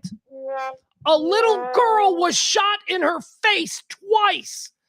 But she's not wealthy. She's not the little girl of a CEO of an insurance company. So we're not going to go wire to wire. This is just a disposable peasant girl, and this is going to happen. Guys, I'm not being overly. I'm not. This is how I feel, and this is how I need other people who are with me in the middle working class to start feeling about this stuff. They don't care about us. They will give us little things, bread and circuses, as Caesar said, but nothing to truly sustain a life where we feel complicit in our world. We don't. We are marginalized. We are the peasant class. Let Lily Bova be a reminder that if your daughter's killed, it's really going to depend on how much money her dad makes before anybody gives a fuck. Well, what do you expect? Seriously, if you read some of the stuff being discussed about this case, you have people saying stuff, well, what do you expect when she lives in an apartment complex with those animals? That's not the conversation we need to be having. Jeez. And then there's, okay, so let me give you some more of what none of this is corroborated because the police and the authorities aren't saying anything. This is all stuff that people in the community are talking about on the Facebook pages and on the Reddit threads and all of that. This guy was apparently in love with Lily. Lily went away with her mother and her sister to the Great Wolf Lodge over spring break. And when she came back, he showed up on Saturday. Please, why don't you love me? She did not like him.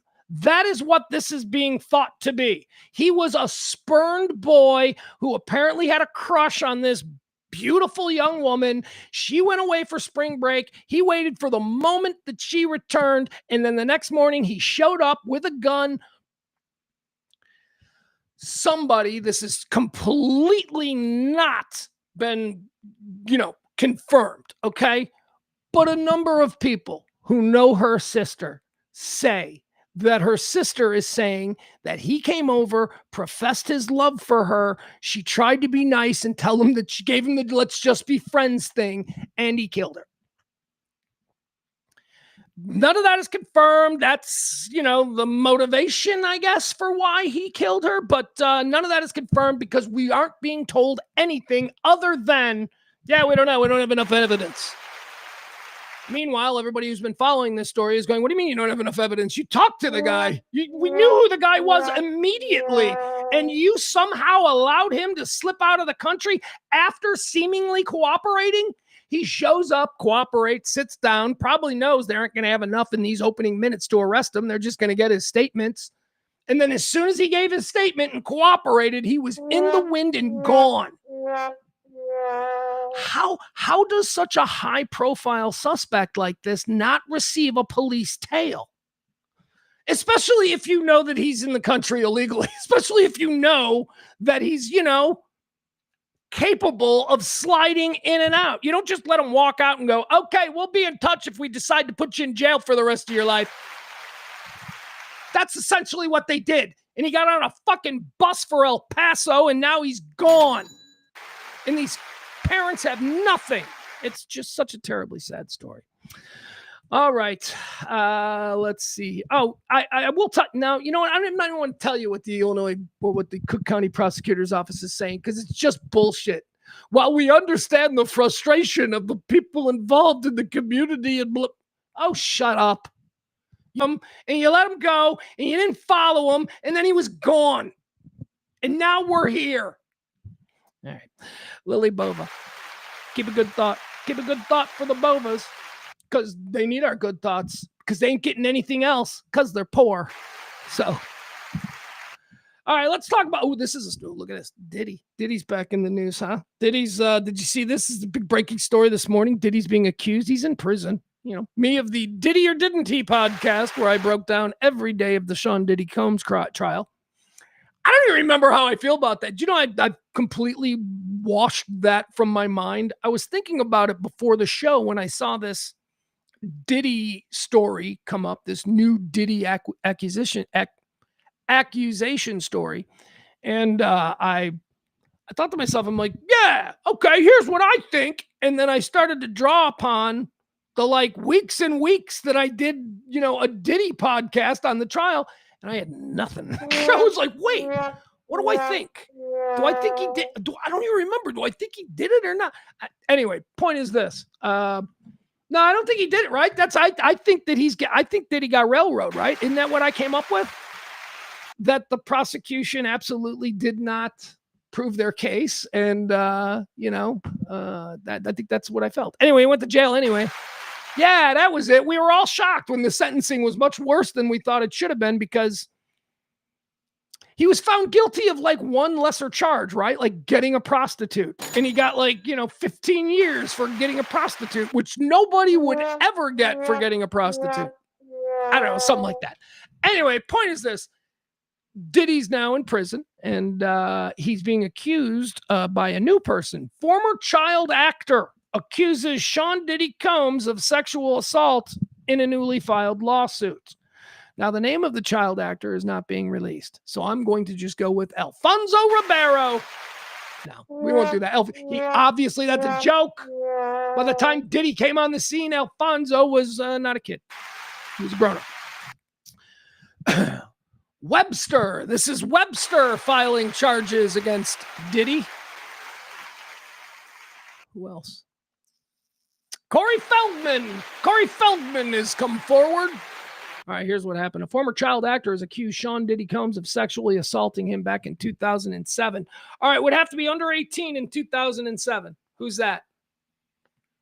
I don't know. Probably. Who's? I don't know. I really don't know.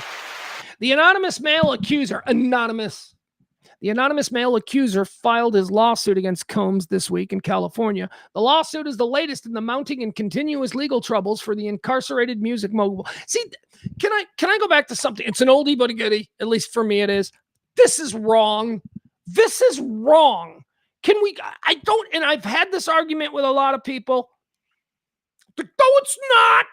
Oh, why are you victim blaming? I'm victim blaming. Here's what's wrong. That an anonymous person, they can remain anonymous, and they can call out a celebrity, triggering a mechanism that then puts that celebrity on headlines and front pages everywhere based on an accusation of a person who is allowed to stay anonymous. That sucks. I mean, I understand that when it's supposed to work, it's supposed to protect the person who's afraid of calling out power, right? But nobody's name should be made public in these cases. If a private citizen, like in this case, this anonymous former child star, if a private citizen says, I was raped by, let's just use this. I was raped by Diddy as a child. The fact that this has been filed should be kept away from everybody. It should be kept private. It shouldn't be the case where the person claiming to be the victim gets the protection from, scrutiny, but the one being accused, they're on their fucking own. And by the way, if you're a celebrity, it's going to be a big spotlight. So a lot of people will go with the argument, what do you think that the person who is bringing the charges should be made public too? No, I think that both people should be protected until it can be adjudicated. That's normal, but we're a feeding frenzy society, so we love it when a celebrity gets dropped in our lap, accused of doing something wrong, which is the case here. And I'm sitting here talking about Diddy banging a kid actor in 2007, and the kid actor doesn't even have to put his name on the accusation, which I don't think he should. But at the same time, we shouldn't be releasing Diddy's name as being someone accused of this. That's not fair. And I know it's not as fun because we don't get the splashy tabloid celebrity headlines. Tough. A former child actor has accused Sean Diddy Combs of sexually assaulting him in 2007 at a networking event in the Hollywood Hills. The anonymous male accuser filed his lawsuit against Combs this week in California. First of all, can I just say this is one thing that I do remember from the Diddy trial? Diddy will bang a guy. Diddy will bang a guy. Diddy will diddle around with a guy. I 100%. I mean, look, I heard all the dirty details, the long testimony. I watched the whole trial. People, look, there's enough there where you're like, oh, okay, so look, let's just move on. Let's not make it a big deal. But Diddy likes dick. Diddy is not, maybe he doesn't like dick best, but he's not afraid of dick. So when you now have these stories about, him molesting a little boy, it's like, he does like dick. I do pretty much believe that Diddy likes it. The anonymous male accuser filed his lawsuit against Combs this week in California. The lawsuit is the latest in the mounting and continuous legal troubles for the incarcerated music mogul, who is currently appealing his conviction on federal charges in New York on 2 counts of transportation to engage in prostitution. Nobody has ever gone to jail for giving a prostitute a ride. That's what he's in jail for. He has been convicted of transportation to engage in prostitution, which means he transported a prostitute to come and service him. And I'm telling you, nobody has ever gone to jail for that. That's stupid. That is not, well, whatever. The lawsuit is the latest in the mounting and continuous legal troubles for the incarcerated music mogul, who is currently appealing his conviction on federal charges in New York on 2 counts of transportation to engage in prostitution, for which he was sentenced to more than 4 years. He also has a case under active review by the Los Angeles County District Attorney's Office. In the new lawsuit, all right, let's get into what Diddy is being accused of now. In the new lawsuit, Combs is accused of guiding the child actor into a back room at a networking event where he offered him an alcoholic drink, Jesus juice, before touching the minor and then performing oral sex on him. A representative for Combs denied the allegations. This is a lie and completely made up. Mr. Combs has never sexually assaulted anyone. These allegations will be disproven like all the rest. He's going to pursue all avenues and can defend himself and make sure that those who start and spread lies are held responsible. According to the complaint, Combs told the child actor that he wanted to speak to him privately about some potential opportunities and told him he would be a good candidate for an upcoming project. Once Combs and the minor were in the back room, Combs offered him his alcoholic beverage and made small talk before he began to rub on the minor's arms. The male accuser told Combs that he did not feel comfortable with the way defendant Combs was touching him. Combs tried to make him relax. Then the defendant, Combs, pulled down the plaintiff's pants and underwear and began to fondle the plaintiff's genitalia, all while Combs was simultaneously touching himself. Defendant Combs then performed oral copulation on the minor while continuing to touch himself. Defendant Combs then pulled his pants and told plaintiffs that he would see where they would go from there for the roles that he had in mind for the minor. The accuser filed his suit under the pseudonym John Y.H. Rowe. He is described as launching his career as a child actor around 2004, but no other details are provided. Uh-oh. I just saw a big lightning flash. The accuser is also suing his former... Ooh, that's about 2 miles away. Here we go, people. Here we go. All right, look, couple of things here. Again, because I was so in the weeds on the whole freak off situation. I mean, I know how much work goes into Diddy fulfilling his sexual peccadillos. I heard the trial. It was very, very meticulously planned. Whatever Diddy's perversions are, he kept them hidden away from. See, this is the freak offs. Do you remember the confusion? Because Diddy was famous for having white parties where every celebrity had come to the white party, and it was on a yacht, and there were hundreds of the biggest stars in the world, and the press were involved, and there were pictures, and it was in TMZ, the white party. And then when he got in trouble for the freak-offs, everybody started pushing photos of the white party going, see, look, Leonardo DiCaprio was... The white parties that were publicly known things that Puff did as a part of his brand, they were very high profile. They were intended for press coverage. The white parties are not the freak-offs. The freak-offs occurred very privately with a very small group of people. There were no celebrities in the freak-offs. I listened to detailed breakdowns of all the people involved. The people involved in the freak-offs were chicks Diddy was banging and male prostitutes. That's it. Okay? There was never a situation. That is not what he was on trial for. So I don't know where all this other crazy stuff comes from. They see the pictures of the white party and they're like, that's a freak off. No, it's not. It is not the same thing. So when I hear this story about Diddy being very publicly at a party in the Hollywood Hills and he leads this young child into a back room where he pulls his pants down and has oral copulation on the child right there, to me, just based on everything that I know, that is bullshit. Diddy was not that reckless about this stuff. Diddy's public, and when he was in someone else's place, Diddy was Diddy. He was the iconic brand ambassador of whatever it is that he built. That's why the details of the freak-offs were so interesting, because they showed a completely different side of Diddy where he was incubated in this sort of safe zone where he could become something else. So if you are telling me that in 2007, by the way, that was around the time of some of the freak-offs. So if you're telling me that in 2007, for one night, Diddy just got super reckless and blew a kid at a Hollywood party, I'm calling bullshit.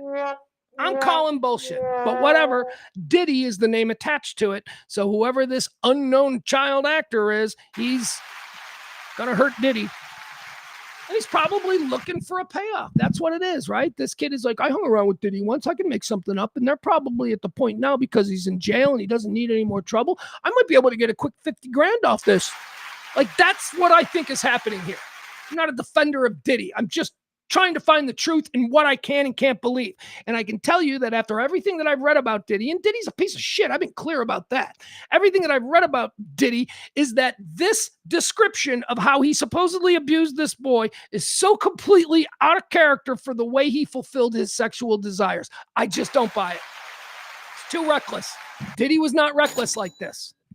I mean, he was controlling a crazy world that was spinning out of control, but he wasn't reckless. It was the recklessness came when he was captured on the videos at the Intercontinental Hotel, beating up Cassie. Cassie, is that her name? I don't know. Jesus, I've had to make a lot of. All right. Trump nominates U.S. Attorney Jay Clayton as permanent National Intelligence Director. I don't know what that's about. Well, I thought he was giving that to the guy who builds houses. Did that Bill Pulte guy of Pulte Homes? Did he not get it? Because everybody was like, Trump's like, hey, this is going to be the guy in charge of intelligence. And everybody's like, that dude builds homes. He knows nothing. He's never had. All right. U.S. Attorney Jay Clayton is now being named by President Trump as the permanent National Intelligence Director. Sounds like an important job. All right, let's see here. Moving on. What else do we have? Got a bunch of other stuff I wanted to touch on here today. Guys, here's what I want to do. I want to take a quick break because I need to do something with the weather rolling in. So give me about 5 minutes here. I'm going to get a fresh cup of coffee, and then we'll come right back. Oh, God, I got the hiccups. Suddenly I got the hiccups.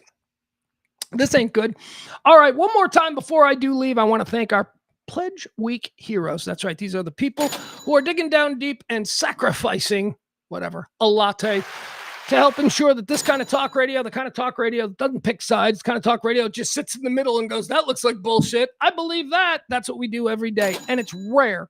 It's rare. Most every other piece of content that is opinion driven that at least has any kind of amplification in this country is almost always one side or another. So please help support somebody who is trying to see the crazy and the good in all of us. We do this every day. The Rant, live from the south side of Chicago. Thank you to our Pledge Week heroes, Tracy D, Peter, Barney, Mama B, and April. If you want to join that list, all you got to do is drop a little something. You can do it in the Venmo or the Cash App. I'm going to take a quick break. I'll be right back. We've got storms rolling in. Maybe I'll open the window so we can see the storms rolling in. And I'm going to get a fresh cup of coffee. Sit tight. I'll be right back. There we are. Be right back.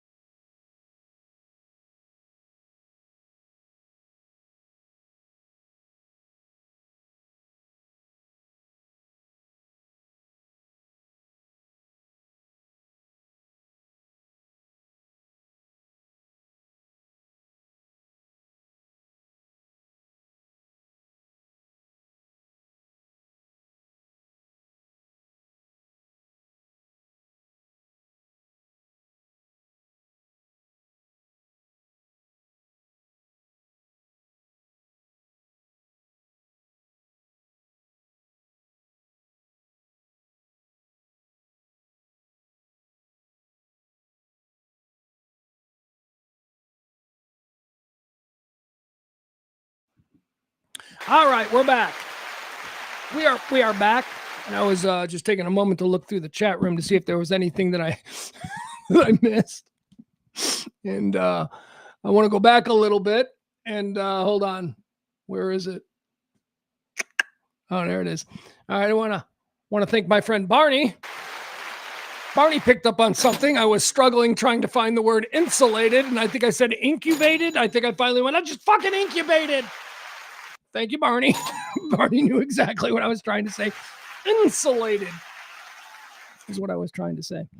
Who do we got? We got somebody new that we're welcoming into the chat. We like that. It's always Bring a Friend week here in the Rant Show. Gamer, look at this. All right. Here we go. Look at my guy or my girl. I don't care. My new friend. That's what we'll call it. Gamer JM says the real silent majority is the 70% of people who just want everyone to be happy, healthy, and taken care of. Unfortunately, the other 30% are ideological allies with the people who own all the media and social media, which has enabled them to believe.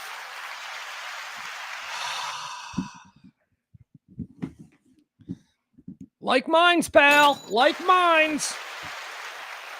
If you're new, come back tomorrow because I think we're going to agree on a whole lot of stuff. And if you're just somebody who's changed their name and you've been here all along, well, good game. Good job. All right. Adam in the chat room says, I think you're wrong. Of course. Let's get.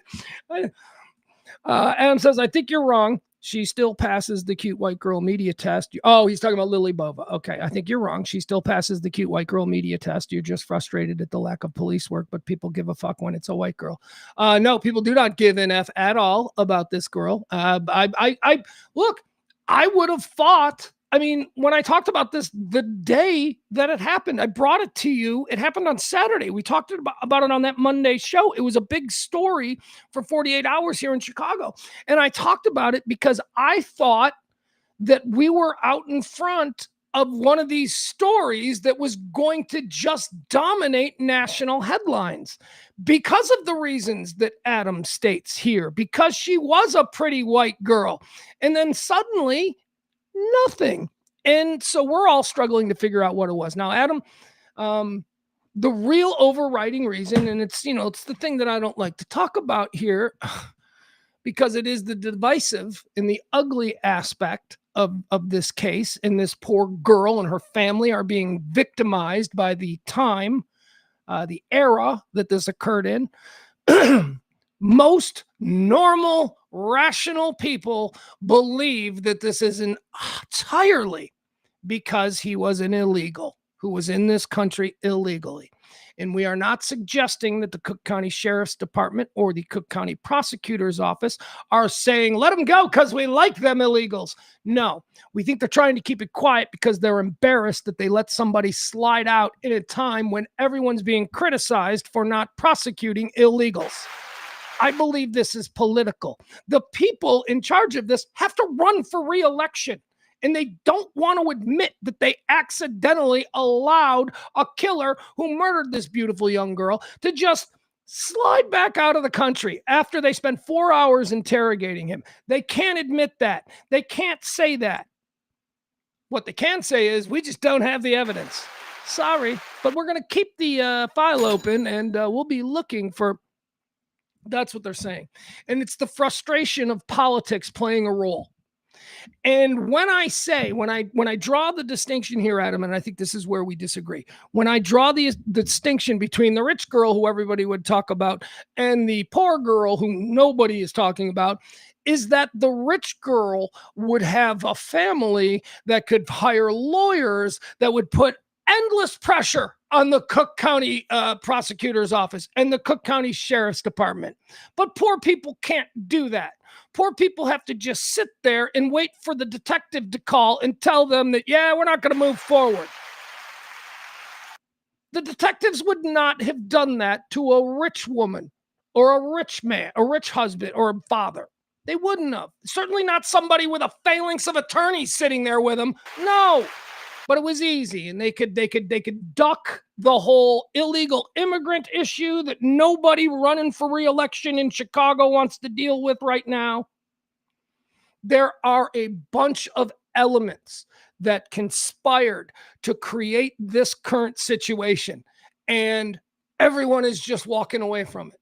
That's my problem, Adam. I don't think we really disagree on this thing. There are just a whole lot of things that are going into a decision that was made by politicians to make this go away, because any further revelations or a perp walk of somebody who's here illegally would just cause a lot of trouble, especially for the prosecutor in Cook County, who has been really staunchly opposed to the ICE and all of that stuff. It's a bad political thing, and I just don't believe that the politics would have played such a role if the victim's family had money.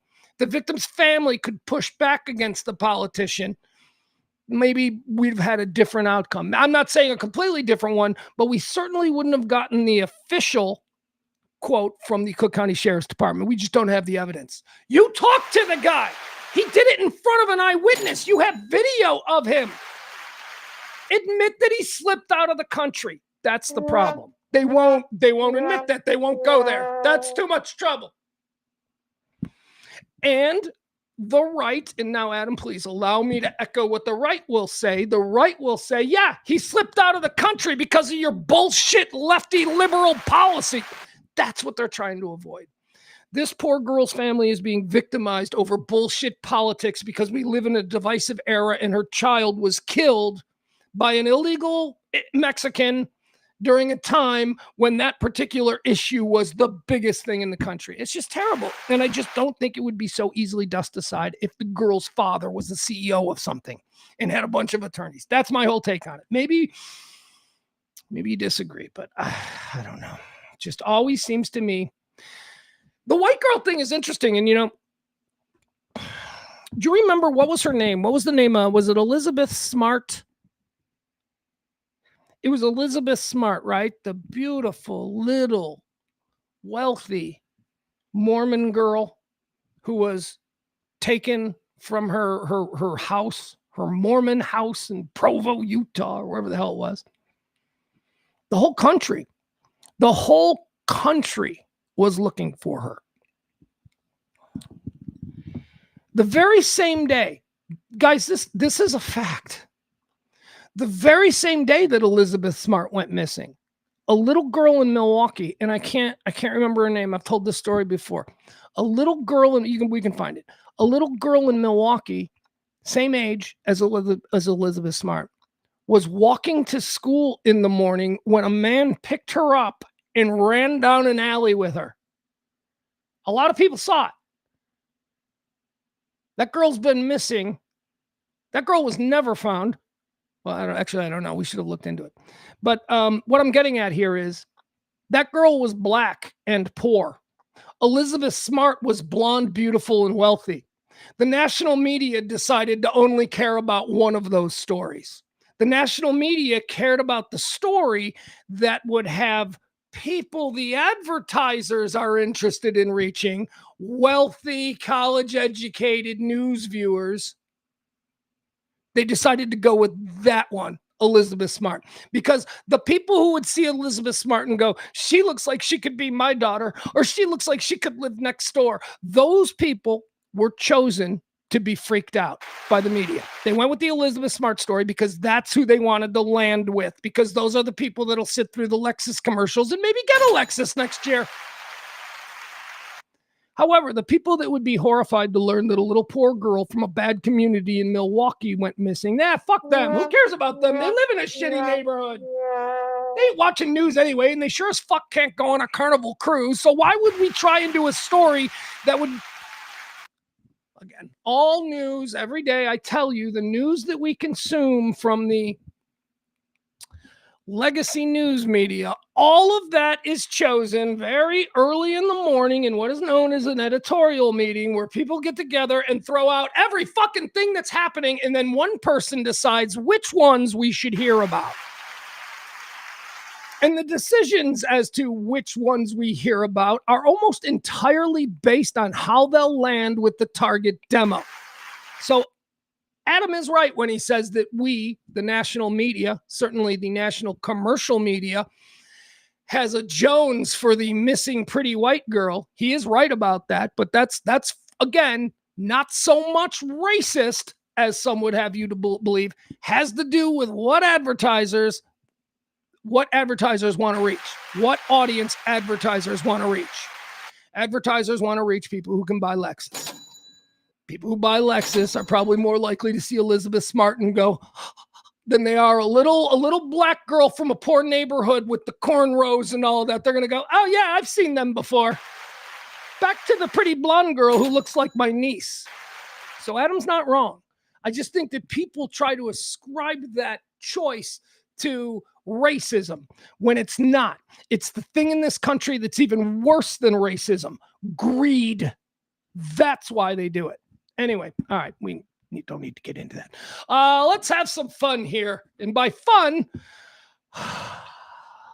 yeah, let's talk about that game last night, you guys. Of course, I'm talking about the White Sox taking the series over the Major League Baseball leading Atlanta Braves. That's right. We won the series. I got to tell you, man, we went. The Atlanta Braves came into town, and I said, all right, you know what? I'm going to be okay with a sweep. I'm going to be okay if they sweep us. They're the Atlanta Braves. That's fine.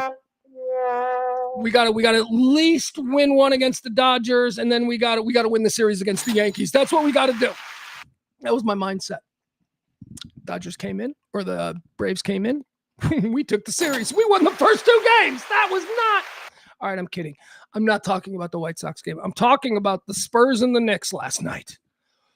Holy cow. I got to tell you a story. So my son and I watched the first half.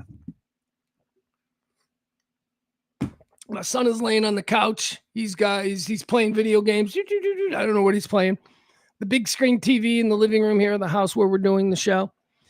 That's got the game on. And I'm sitting in the lazy boy, and he's laying on the couch playing video games. He's watching the game out of one eye, right? He's doing that, multitasking as Gen Z can. And halftime comes, and I go, all right, I'm out. And I started to come here to the studio. I was going to screw around a little bit here in the studio. And I got up, and my kid goes, what are you leaving for? And I go, this game's a blowout. I go, I have no interest in watching this game. This game is stupid. And he goes, oh, they're going to come back, and you're going to miss it. And I started to walk to the studio. But then I realized, I was like, we're kind of having a nice little father and son evening. He's playing the game. We're both kind of watching the game. I'm on my phone. You know, we're at least spending time together in the same room. So I stopped, and I turned around, and I go, they better come back and win. Holy shit. Holy shit. Now, you know, I like to say that I'm basketball spoiled because I worked as a producer for the Chicago Bulls flagship station, and I had pretty close access to those Chicago Bulls teams. And so I like to say I'm basketball spoiled, that you can't impress me with basketball. But this was a whole different kind of thing that I watched last night, right? I mean, when I say I'm basketball spoiled, it's because I watched my Bulls pretty much run roughshod over everybody. It was never a doubt. We were never really worried about losing a series. What the New York Knicks did, what the New York Knicks players on the court did last night, was one of the most incredible things that I have ever seen in an entire lifetime of watching sports. They came back. I mean, they won. They came back and won. We'll cover the whole thing. I think by this time you probably know. Miraculous, greatest comeback in postseason history. It deserves all of the labels that you want to throw at. If you watched it, you know what I'm talking about. It was incredible. And truth be told, don't give a shit about either the San Antonio Spurs. My allegiance to the Mavs kind of has me not liking the Spurs all that much. And the Knicks, you know, my dislike for the Knicks go all the way back to Patrick Ewing and, you know, all the Bulls, Knicks stuff. So I've never been a great Knicks lover. However, when the series began, I was a Knicks fan. I'm like, you know what? San Antonio, God love you. You got Wemby. That dude's going to be here for 10 years. You guys are going to be back, and your fans have recent trophies, man. The Spurs are one of the best teams, certainly one of the best organizations in the NBA. So what? And then you turn to the Knicks, and you're like, Jesus, man, these guys haven't won anything so the way I root for the Buffalo Bills and the way I root for some other teams, I was rooting for the New York Knicks. I was like, it'd be nice to see them, you know, win something. That was Guys, that was then, okay? I have completely changed my mind. You would think that after watching the miracle comeback the New York Knicks put on last night, again, greatest comeback in NBA postseason history, I believe. I don't know, somebody's probably going to find a stat that makes that not right, but okay. Adam, looking at you. No, actually, in 1967, the Fort Wayne Bulls. Yeah, there was a team called the Fort Wayne Bulls. I'm just kidding. Anyway, it was a great game. It was a truly great game. And like I said, I was rooting for the Knicks. And you would think after watching that comeback that my desire to see the Knicks win would be solidified. But it's not. It's just not, you guys. I should have turned after the first game at Madison Square Garden. The New York Knicks basketball fan deserves nothing. They deserve nothing. If this is how they are behaving after wins in the middle of the series, what the hell are they going to do when they actually win, or if they actually win? So you know what? I don't have any interest in seeing that. And for that reason, the New York Knicks fan is the biggest piece of shit in American sports fandom today. And they deserve nothing after the way they behaved. There is no other way to describe the behavior other than animalistic, unless you think that's how humans are supposed to behave. They behaved like animals. Is that racist? I don't know. What are you, a racist? Why, were they all black? Well, let me tell you, Fox News is going to be running footage of these riots, these post-game celebrations, because, yeah, unfortunately, it does look to be about 99% brown people, which is such an own goal. Such an own goal. It doesn't need to be that. It's a terrible look for New York Knicks fans, for anybody like me who has been relentlessly pushing back against the rise of this new era of racism. And, well, those people, fuck it. Those people who say those things about those people are a problem. But when you see the behavior and you know that everything from Newsmax to Fox News to, I don't know, Benny Johnson, they're going to just be relentlessly playing this video, and it just looks so bad. And nobody sitting where I'm sitting can say, well, they're not that bad. See, the difference is that I see it and I'm just disgusted by humanity. I don't specifically look at it and go, oh, I'm disgusted by brown people, which is unfortunately the way this is going to be projected. The New York Knicks fans deserve nothing. They should go another 50 years without sniffing the fucking playoffs. All right. Anyway, we're going to watch some video here. But first, here's a fun video. You know, one thing about the Madison Square Garden finals games is that they are celeb-packed. The celebs all came out. They were out again last night. We didn't have the President of the United States there, which, you know, I don't know. And either is what his name is, probably sleeping somewhere else. Anyway, I thought this was funny. This is a montage at halftime of all the celebrities in attendance. These are all the people that are sitting around courtside. You know, you had your Taylor Swifts and you had all these. Timothée Chalamet's there again. Larry David's a regular. Seinfeld's there. Anyway, this is at halftime. These are all the New York Knicks fans, celebrity fans. Look at their faces. All fired up before the game, but once again, that is the look of shock.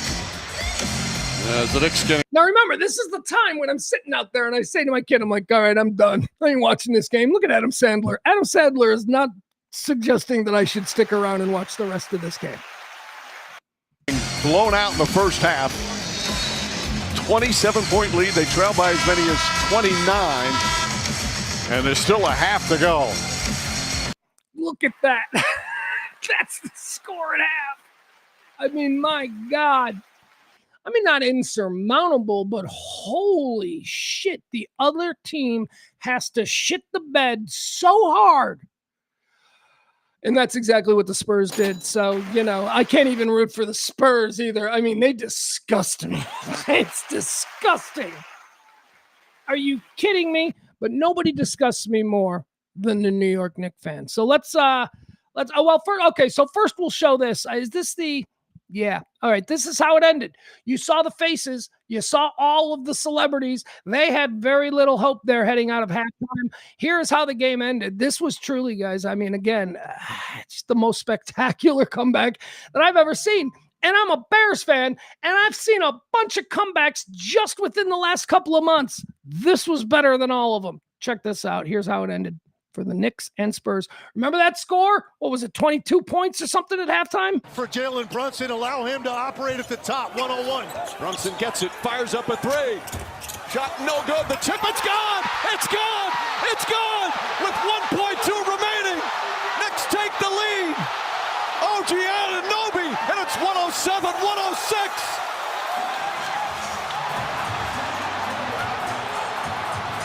Bedlam here at the Garden. They can't believe it.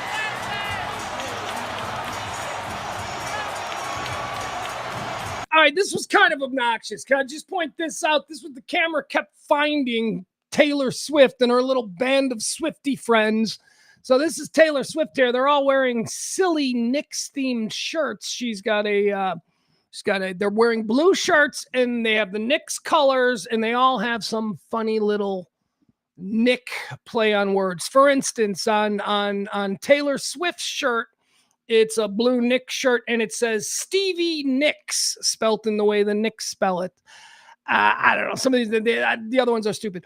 All we care about really is Taylor Swift. And if we really care about, I'm not a Taylor Swift hater. I am not a Taylor Swift. I think she's a lovely, lovely woman. I'm a little bit put off at times by her performative humility, and that's what I call it. And maybe, maybe I'm wrong. Maybe that's just cynicism. Maybe she just is truly, my friend Lacey G will tell me that I'm wrong on that. Then no, she's just like that. But here's the problem. The camera kept showing her throughout the whole game. Do you see her celebrating here? Yeah. You know how excited she was? She was behaving this way when they were down 20. Like, she was never. Notice they didn't show Taylor Swift when they showed all the bummed out celebrities. This chick was like in her own world the entire game. I know she doesn't do drugs, but is she like, she got a severe head wound or something? I mean, the team was down. The team that she's rooting for was down like 29 points at one point, and her and her friends are still, it's like they're not paying attention. It's like, you're really not into this.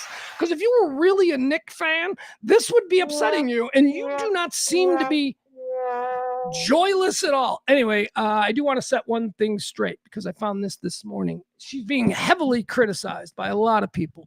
Not New Yorkers, not New York Knicks fans, just, internet assholes who are just looking for anything negative to say about Taylor Swift. So she's being criticized for not being a Knicks fan. She's not a Knicks fan. Why is she acting like she cares? All right, so as it turns out, she is a Knicks fan. She has been in a lot of games, and there's an article from some freaking magazine, New York magazine, when she moved to New York in 2014, or 2016 maybe, I don't know, whatever it was, where she talks about one of the things she enjoys most is now getting to know basketball, because she didn't really have any basketball fan, and she talked about being a big New York Knicks fan in 2016. So just stop it, okay? She has at least been on record for years past as being a New York Knicks fan, although I don't know that she's a basketball fan, because, again, her team was down by 29 points, and she was behaving like this. This is appropriate. She can be excited here. It's just that it was the same energy when they were getting blown out. All right, back to the video of the Knicks' incredible comeback. Brunson's shot looked good and just came up short. Larry David and McEnroe. Not used to McEnroe looking this old. Now there's still 1.2 seconds left. You're going to end up with 2 on the ball here on Brunson. And OG Anunoby, the inbounder, is going to have a free run at this because there is 2 on the ball. He's the one that inbounded. Nobody guarded him, and he went right to the rim. Perfect timing. But now the Spurs have a chance. 1.2, plenty of time to catch, get off a shot. They're now out of timeouts. What do you look for with San Antonio? Wow. Oh, listen, with Victor Wembanyama, obviously the rim roll. Let me tell you something. Somebody wanted it. Somebody wanted it more. Is a problem because of his length. You've got a cleft foot. He can also just step back and shoot a clean shot at 7'5" as well. Remember. All right, there you have it. Incredible comeback for the New York Knicks. Everybody should be in a good mood, right? What is this one now?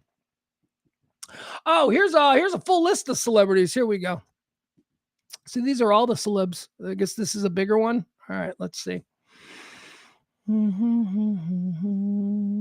who's in the house tonight. Tell me who's in the house tonight. All right, Liam Neeson. All right. Tracy Morgan before that with Nas, Amy Schumer. I don't know. All right. So Haley Bieber. Okay. So now I'm starting to not know who these celebrities are. Tate McRae. No idea who she is. I've heard of her, and I'm definitely going to look her up now. Just want you to know. It's the first time I'm seeing Tate McRae. Don't know what she does. Probably a great actress, fantastic singer, or whatever it is, influencer, whatever she is. She's hot. She's hot. She's with Haley Bieber. Again, another person that I don't know. She's got a trashy neck tat, which is just, I guess not trashy for Gen Z, but it's trashy to everybody else. She's got a trashy neck tat. This is Justin Bieber's wife, right? And isn't she also a Baldwin, right? Isn't she like Haley? Wasn't she Haley Baldwin Bieber? It's like, and she's the bad Bald. She's like the worst Baldwin's kid. She's weirdo Billy Baldwin, right? Although, God, don't we have to redo that flowchart now? We got to figure out who like the worst Baldwin is. Because you got Daniel. Daniel was for a long time the worst Baldwin because he was the drug addict who would, get arrested and stuff. And then Billy became the worst one when Billy just got weird. Remember when he became the skateboarding preacher? He decided that he was going to be a preacher now and he was going to be a preacher for skateboard. Anyway, very weird. That's her dad. That's her dad. The weird skateboard preacher, Billy Baldwin, who was no, wait. Daniel, David, Stephen. It's Stephen. She's Stephen Baldwin's daughter. He's the skateboarding preacher. Billy Baldwin's the kind of normal one, right? Billy Baldwin is the one that's married to China Phillips from Wilson Phillips, and they seem to have a nice normal life. And then as my 17-year-old son, we were watching the Lorne documentary. I told you about the Lorne documentary on Peacock. So good. We're watching the Lorne documentary, and Alec Baldwin comes on to talk about his old friend Lorne, and my son goes, "He's a murderer." I'm like, well, I don't think he's a murderer. I think there was an accident, but okay. So now we've got a murderer, we've got the chronic drug addict, we've got the skateboarder preacher guy, and then we've got Billy, who's totally seemingly normal. I think her dad, the skateboarder preacher guy, might be number 2. So I take it back. She's not the daughter of the worst Baldwin. See, we had to redo it. Is it Bobby? Oh my God! What are they doing? What are they banging? Is Carmelo Soprano banging Bobby Bacala? What is going on? What are they doing here together? Yeah, a couple of Sopranos. Football player. Football player who was like the greatest player in the world for like 10 weeks. And then it's like, what happened to Victor Cruz? I don't know. Johnny Mac. Jimmy Fallon, just the absolute worst. Just the absolute worst. I'm sorry. I'm a judge of character. You know me, I judge people's character. There is something about Jimmy Fallon that I do not trust. There is something smarmy, something don't trust him. Fat Joe, I got no take on. I got no take. Other than, it's a pretty stupid jacket. All right, Nina Dobrev and Penn Badgley. My Gen X 51-year-old ass has to tap out on this one. I don't know who these people are. No clue. Penn Badgley sounds like a name that I've heard because it sounds like a very sort of quintessential name of someone born in the 2000s. That's what I'll say. It just seems like, and Nina Dobrev, I think I know who she is. Is she an actress? I don't know. All right, hockey player. There we go. Hall of Fame goalie.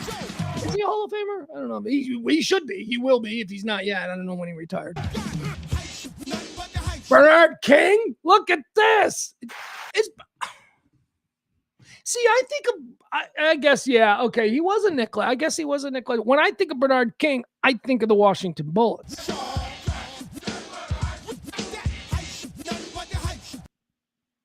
Okay, so obviously I know who Earl the Pearl is. He's a true NBA legend. Who's Gail Reed? Willis Reed. Okay, this will be the wife of Willis Reed, right? Another Nick legend. Okay. Jeremy Lin Sanity back at the Garden. All right, there you go. That's fun. Look, I'm not one of these haters. When you're a celebrity, you get to do these things, and there we have a nice little collection of celebrities. Yeah. So are we just gonna do this? Hold on. I'm trying to see. I want to show some of the mayhem because remember, this whole thing started out with me proclaiming that Knicks fans deserve nothing. Here we go. Let's start here. We'll watch some videos. Again, Fox News, Newsmax. This is all they need for another 6 months of bullshit, divisive narrative. Here it is. Some scenes from outside. I mean, this is how they act when they won, when they should all be super excited and happy and huggy and high-fiving strangers. You know, all the things that make sports great. Is that not one of the most underrated moments in life? The high-fiving of a total stranger at a baseball game or at a football game. You know, the guy who's standing in front of you, you don't know from shit, but a home run just happened and your hands are up and his hands are up and he turns and you lock eyes and suddenly you've got a new best friend for 2 seconds. That's great. That's one of those underrated joys in life that we should really, all right. As a Catholic, I'm also a big fan of the peace be with you thing. I don't know if you guys familiar with the Catholic Church. Oh God, when I was a kid, that was my favorite thing. And I would always try to sit near a girl that I thought was cute because it was always an opportunity to be like, peace be with you, baby. Anyway, there's a point in Catholic Church where everybody's got to start shaking hands with everybody and greeting their neighbors and saying peace be with you. And I like it. It's one of them moments, one of those things I like. I also like high-fiving strangers at sporting events. But this is insane. This is stupid. And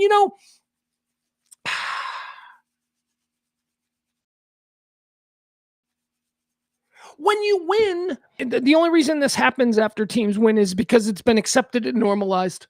That when teams win championships, we just allow the fans to go nuts for a couple of hours, throw taxi cabs through storefront windows, which is something that happened after one of the Bulls victories. We didn't burn the city. Like Chicago, after all of those Bulls championships, we fucked around a little bit in the bar area. Like, the police would just cordon off the bar area, which is Division Street here.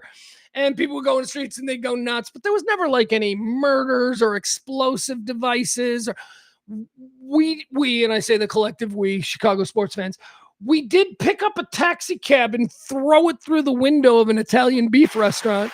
We did that. Got to claim it. That was, it was 93. But every time a team wins a championship, the city is always like, please celebrate responsibly and we will have added police on the streets. Because we've accepted it. It happened a few times and now we just know big cities riot after championships. Well, how about not? How about the next time there's a championship and people take to the streets? How about getting the fire trucks out there and just start hosing these people back into wherever the fuck it is they came from? How about, you don't have to pull out billy clubs and bust skulls. You don't have to open fire on people celebrating, but you do. Your civic responsibility as a mayor or as a police commissioner is to maintain safety and order for the rest of us. And when people en masse start acting this way, we can't just accept it. I mean, how about we now exist in an era where for the next 6 months, every single one of these people who are out here can be identified via multiple cameras. And how about we arrest every single one of them for the next 9 months? Oh, we don't have the money to do that. So the alternative is, well, we just know some bad shit's going to happen. So we've normalized the idea. The idea has been normalized and accepted to the extent that people in New York are now acting that way after just victories in the middle of series. That's because we've normalized this behavior. Well, when they win a championship, we expect this. No, there's got to be something better. And I'm not the guy. I don't know. But put me in a room with a bunch of these city commissioners and maybe we can spitball some ideas. I don't know. But there's got to be a better way than just standing there and letting all of these people do this insanity. We watched the clip from Monday's victory where people were injuring each other. Guys in Spurs jerseys were getting the shit kicked out of them by people, mobs of people in Knicks jerseys. And then we saw the wall of police just standing there, letting a citizen get his ass fucking kicked for wearing the wrong jersey. There has got to be a better way to manage these situations. And again, I don't know them, but there are people who have these jobs who are supposedly experts in these kinds of things who should probably be thinking of a new way to deal with it.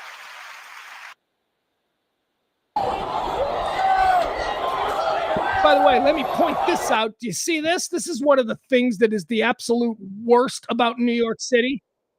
New York City just throws their garbage in the front. It is the worst thing about New York City.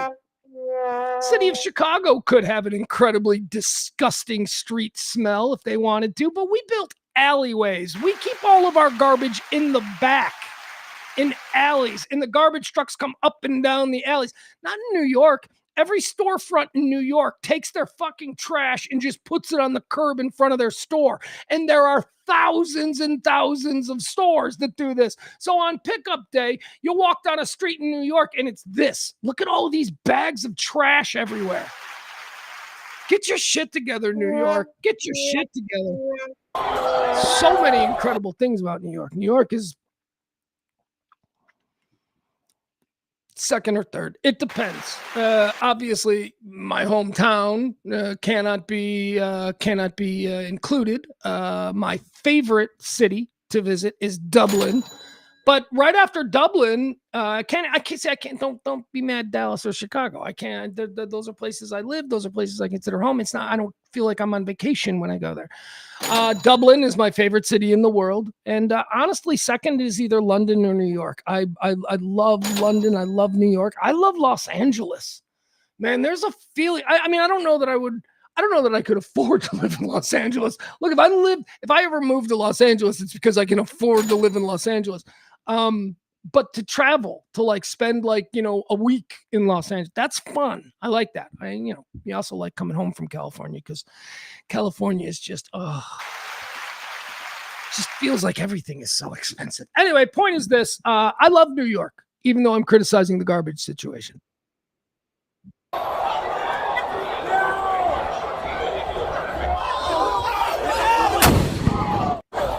Gotham? Is that what we got now? We got freaking Gotham breaking out on the streets and the police are just standing around because, well, it would look bad optically if we actually did our job and tried to control these criminals.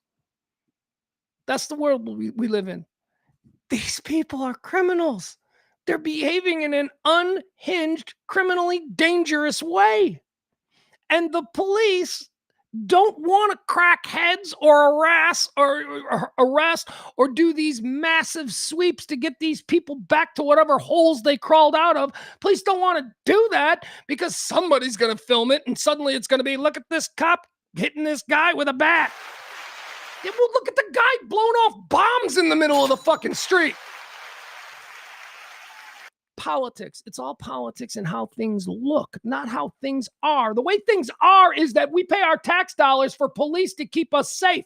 That is not a safe situation. Do something.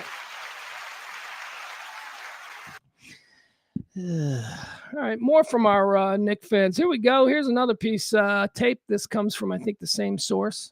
Freedom TV, which, by the way, real sketchy name. If you call your feed Freedom TV, I think you're an asshole. You're trying too hard. Here we go.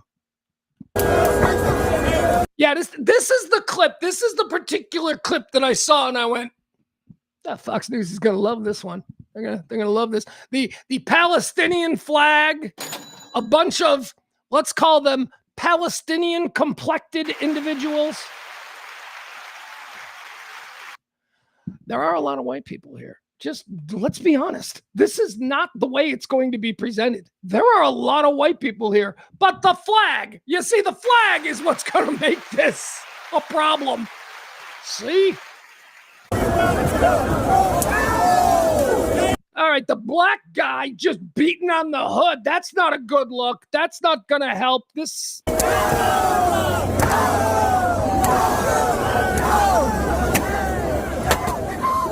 is somebody's cab. This is some guy. This is some cabbie. He's not a rich guy. He's a working man. I don't know if he works for a company. I don't know if I don't know if it's like Chicago where you're on the hook for the medallion in some cases. The medallion is the thing that allows you to operate as here. This is the medallion right here. See that circle right there on the hood of this car? Okay, so that means that it is licensed by the city to be a legal operator of cab. And those are expensive to get. Those are like liquor licenses, right? Medallions, big cab companies operate and they have a way of getting them. But individual operators, very difficult to get a cab or get a cab medallion. And this guy, I don't know. I don't see any markings. So I don't know if this individual is an independent operator or if he's a part of a larger company. It certainly looks like a yellow cab. But if I was an independent operator, I would probably make my cab yellow. I can't write yellow cab company on it because that would be a brand infringement. But, you know, you don't own the color yellow. Anyway, so yeah, this is ugly.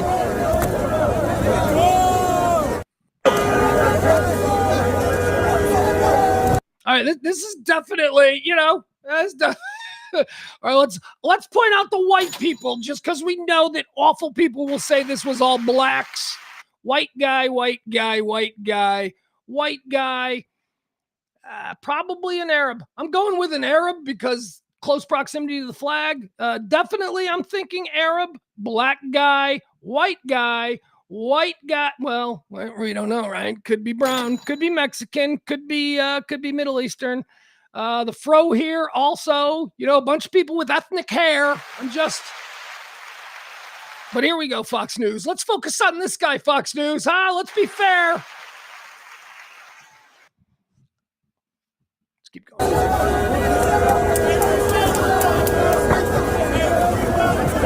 All right, there you go. All right, this guy's doing the same thing that's going to trigger your grandpa. All right. This black guy's doing it a little bit more. This guy's going to trigger grandpa. Grandpa's going to overlook this one, though. He's going to be like, wow, it was all black guys.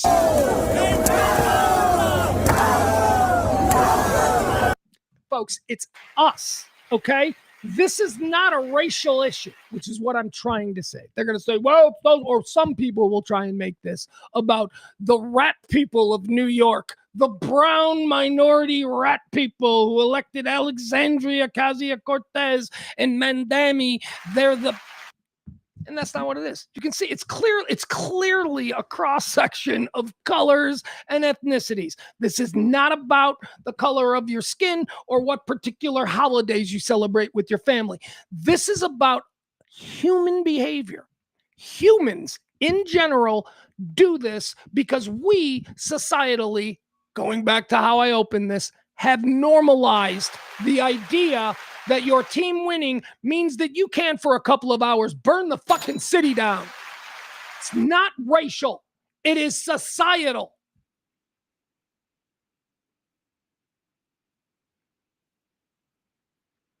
He is really taking center stage, though. This is the guy that they're going to concentrate on. They're going to totally make it like it's this guy and a whole bunch of people like him. Did we lose that? Did we lose this? Sorry. Yeah, I think we lost it. See? Here you go. That's all Frank saw. That's all Frank saw. You don't want to come to my neighborhood, Frank. This neighborhood is filled with Free Palestine flags. And this neighborhood that I'm in.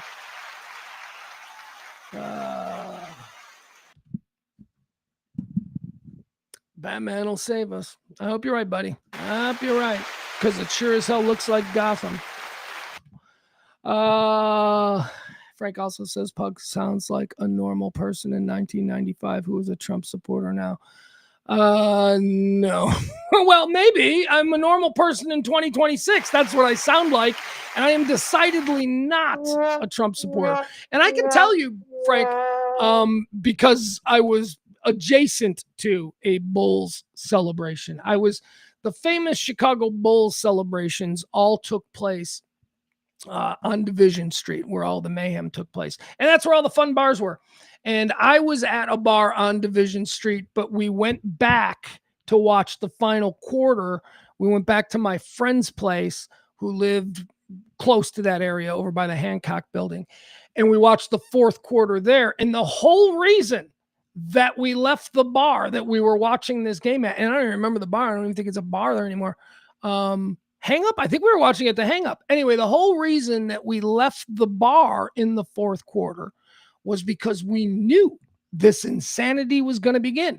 Now, I was of the age where I would have been one of those people, right? But even at that age, I'm like, this place is going to go nuts. Let's get out of here. Let's get out of this bar. Let's get back to your apartment. My car is in your garage there. I don't want I don't want to be stuck in this area. So even in 95, I wasn't one of those guys. This shit, the celebration that put the cab through the window of the storefront Italian beef place, I was a block away when that happened. I got my ass out of there. Mama B says, oh, thank you, Mama B, because this is a real. Mama B says, I'm with you. Jimmy Fallon gives me the creeps. Something's just not right. Right? I don't know what it is, because he presents so aggressively decent. And I think that's what the trigger is for me with Jimmy Fallon, that he seems so willingly subservient. Yeah. Is that okay? Yeah. It seems so phony. Jimmy Fallon, I always say it like this. This is the easiest way for me to kind of convey my feeling on Jimmy Fallon. Jimmy Fallon strikes me as the kind of guy who has only girlfriends. Let's talk back in high school, okay? Jimmy Fallon was the guy in high school who dressed like a prep and was so cute, but he was kind of slight, so he wasn't anything that real grown men in high school were worried about. He's like, oh, that little pussy. He's just like, but all the girls were like, he's so cute and he's so sweet. And he would sit at lunch with all the hottest girls and the cheerleaders. And he wasn't gay. We knew he wasn't gay, but we also knew that, and so he'd sit there with all the girls and he'd become good friends with your girlfriend. And all of a sudden you'd be like, why are you talking to this guy? She's like, oh, it's just Jimmy. It's just Jimmy. And then you go out of town for some, travel baseball league or something. And you come back and you find out that your girlfriend hooked up with Jimmy while you were gone.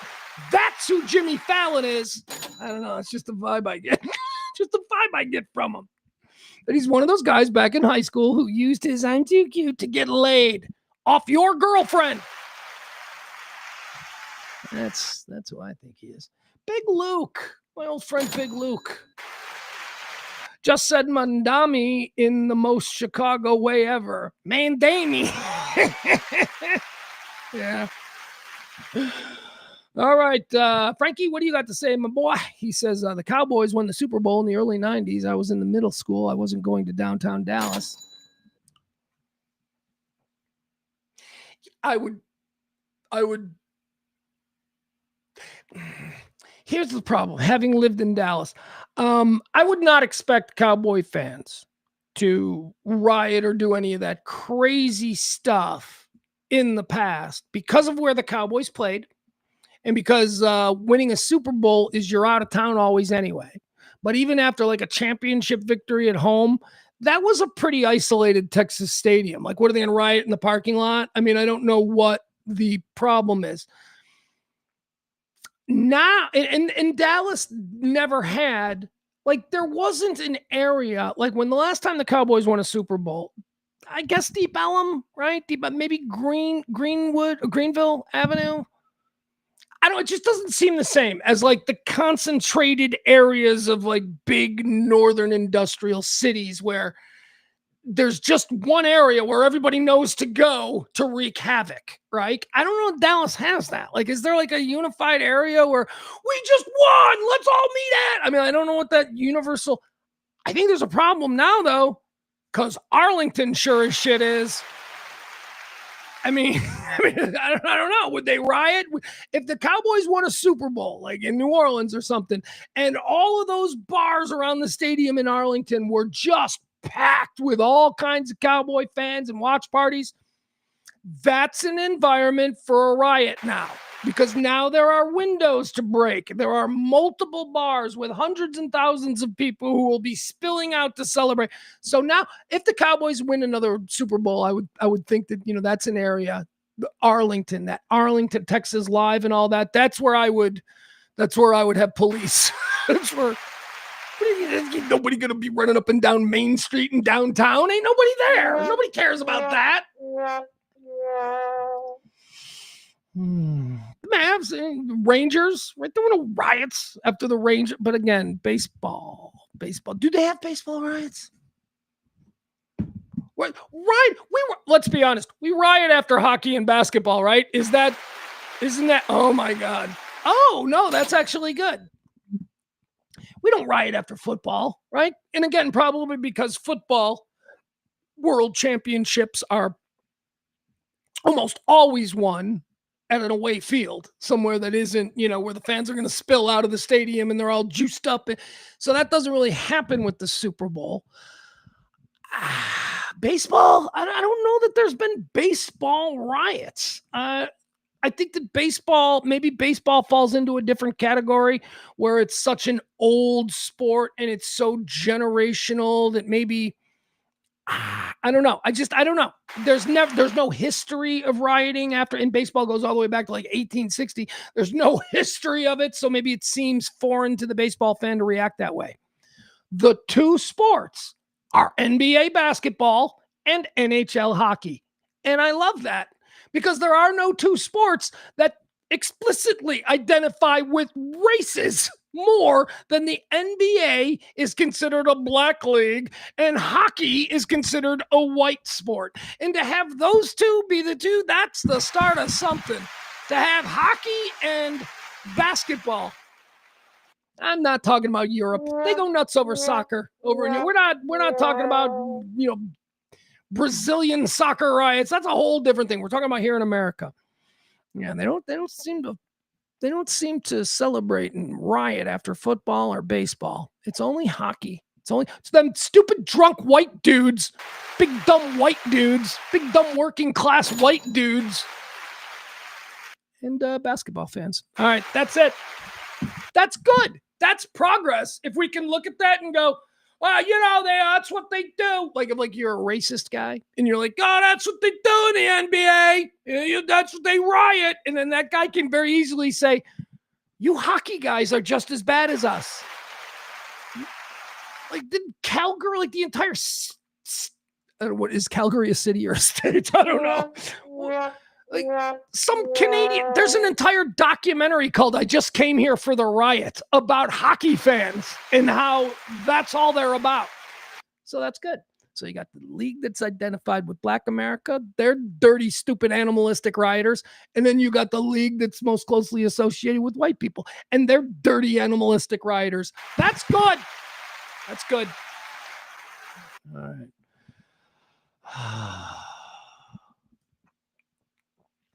Frank says, good luck, Plano, with the Dallas Stars in 2034. Yeah, I don't think the mean streets of Plano are going to produce any kind of riots. Addie says, based on what I used to see and experience as a bartender during Texas OU weekend, I'd say any riot for the Cowboys is also possible. Well, I mean, you're talking about observed behavior of individuals. I'm talking about the environment that is needed to control or to actually create these kinds of things. And I think the environment, like all of this stuff that happened in New York happened outside Madison Square Garden, where there were large outdoor viewing parties being held, and they've spilled over into Bryant Park, which as I said, is just to the south, I think east of Madison Square Garden, and then over into Times Square. So that's a condensed area. People knew troublemakers who wanted to hit the streets and burn cars and shit. They knew that everybody was going to be there. So that's the only difference that I make about the sort of cultural and social way that Dallas is broken up. I don't know that Dallas-Fort Worth has any one area where everybody goes the way Chicago has, Division Street, in the way that New York has. Well, I mean, New York has a lot of areas, a lot of bar areas, but the area where the riots are in New York after the games are almost entirely around the stadium and branching out into the north and the south. I just don't see Texas rioting. I don't. I think it's a different kind of thing. Trying to, like, the Houston Astros, they've won a whole lot of stuff. Did people riot in Houston? I don't know. Again, I think we established that baseball doesn't riot, right? Or maybe they do. I don't know. I'm free balling it here, guys. This is a stream of consciousness. All right, we've got some more. Let's see. What else do we have? We already saw that. The fans setting off explosives. Hey, how about my friend Greeny? Mike Greenberg today on Get Up, first thing on ESPN. He had the same reaction that I had. I say my friend Greeny because Greeny and I used to work together for 1 week at a time, 3 years in a row. That's right. Mike Greenberg used to work at CLTV here in Chicago, and every week he would every year during vacation time, he would fill in for our sports person on our morning show. A young Mike Greenberg would come in, and I was assigned to make sure that Mike got everything that he's a good dude. I like Mike Greenberg. Anyway, he was on Get Up this morning on ESPN, and he had a couple of words there for New York Knicks fans. Let me see if I can find it here.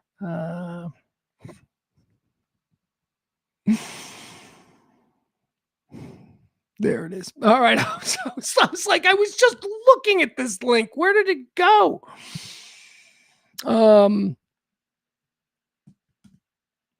Oh, you guys, is the stream glitchy? I just realized something. Is the stream glitchy? Because I think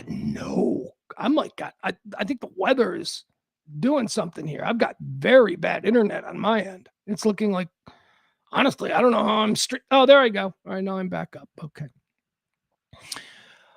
Here, Mike Greenberg from this morning, Get Up on ESPN, had a message. There we go.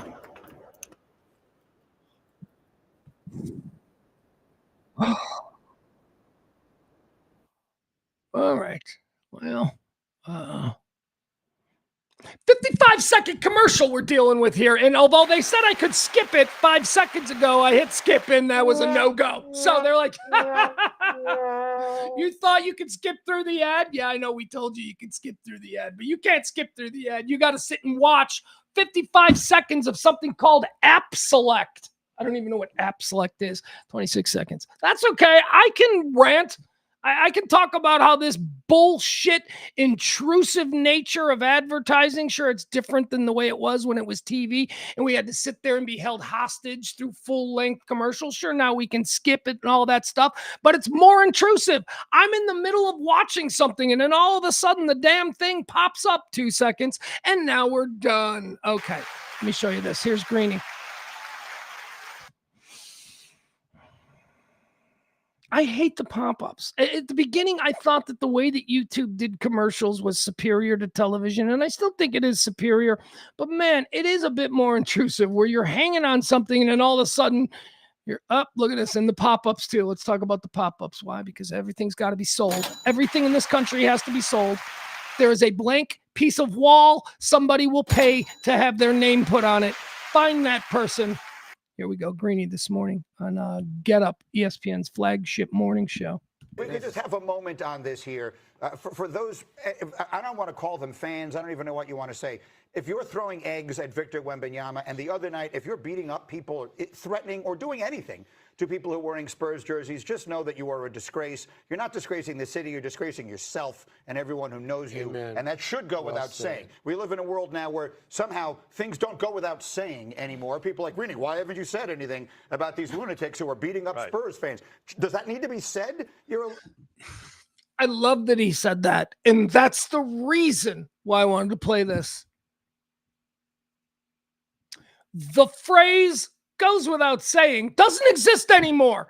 Everything has to be explicitly said. No, you can. Hey, just so you know, after the game tonight, everybody, don't break any windows and burn any cars, okay?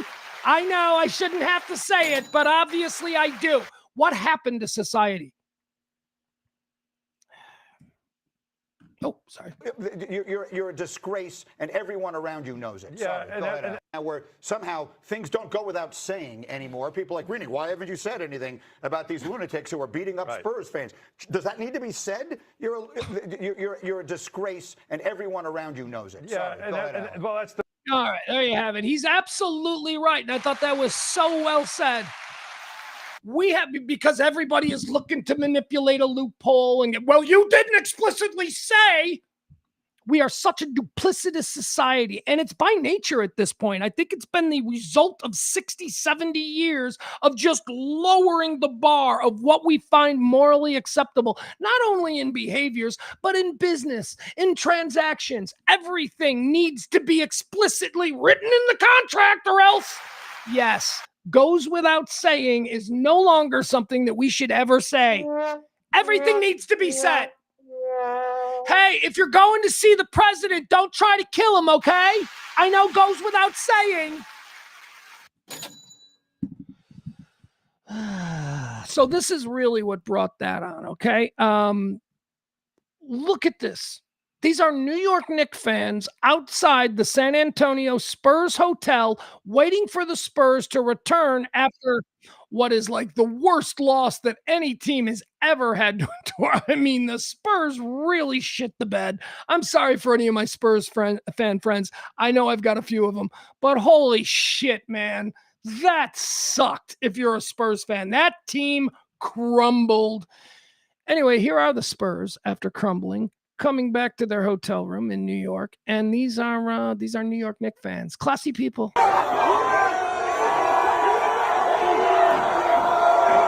They are throwing shit. They are throwing eggs at the San Antonio Spurs. They're throwing eggs, and we see the people throwing eggs. Why isn't the person who threw an egg in handcuffs immediately? The cops are all standing there going, "Hey, don't throw eggs. I just saw you hit Wemby with an egg." Yeah. Wemby's about to get hit with an egg. Which I don't even know if that means the dude has a good pitching arm or a pitching eye, or if just Wemby's so big, all you got to do is just throw it in his area. See that? See, there was another one that just came over this guy.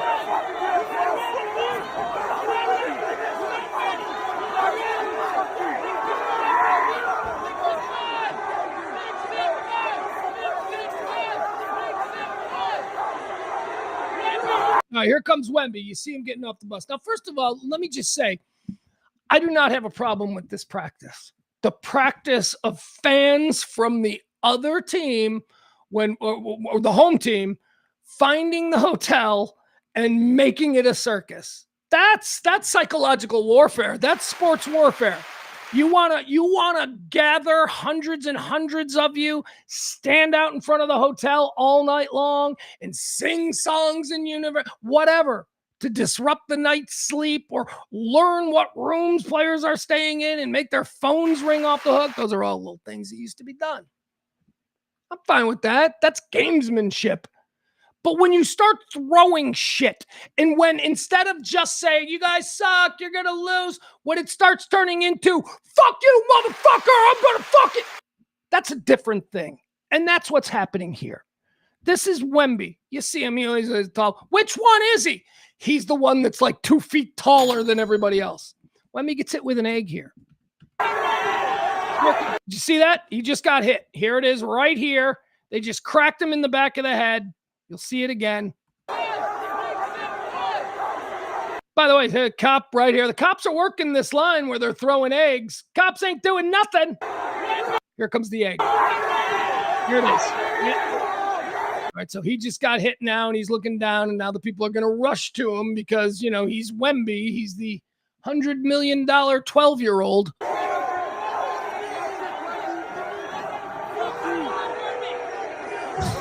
Fuck you, Wemby.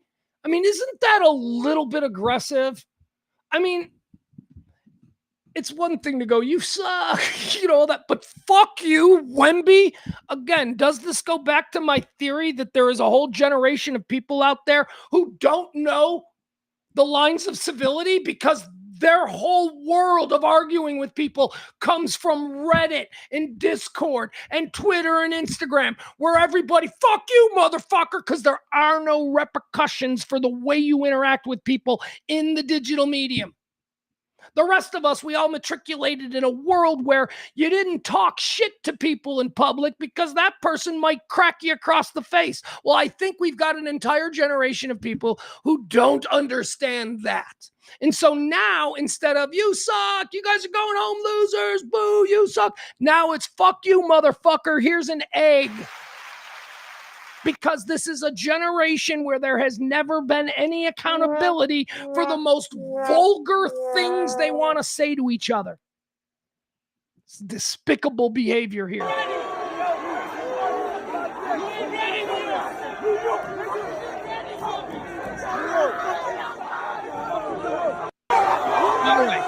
All right, there you go.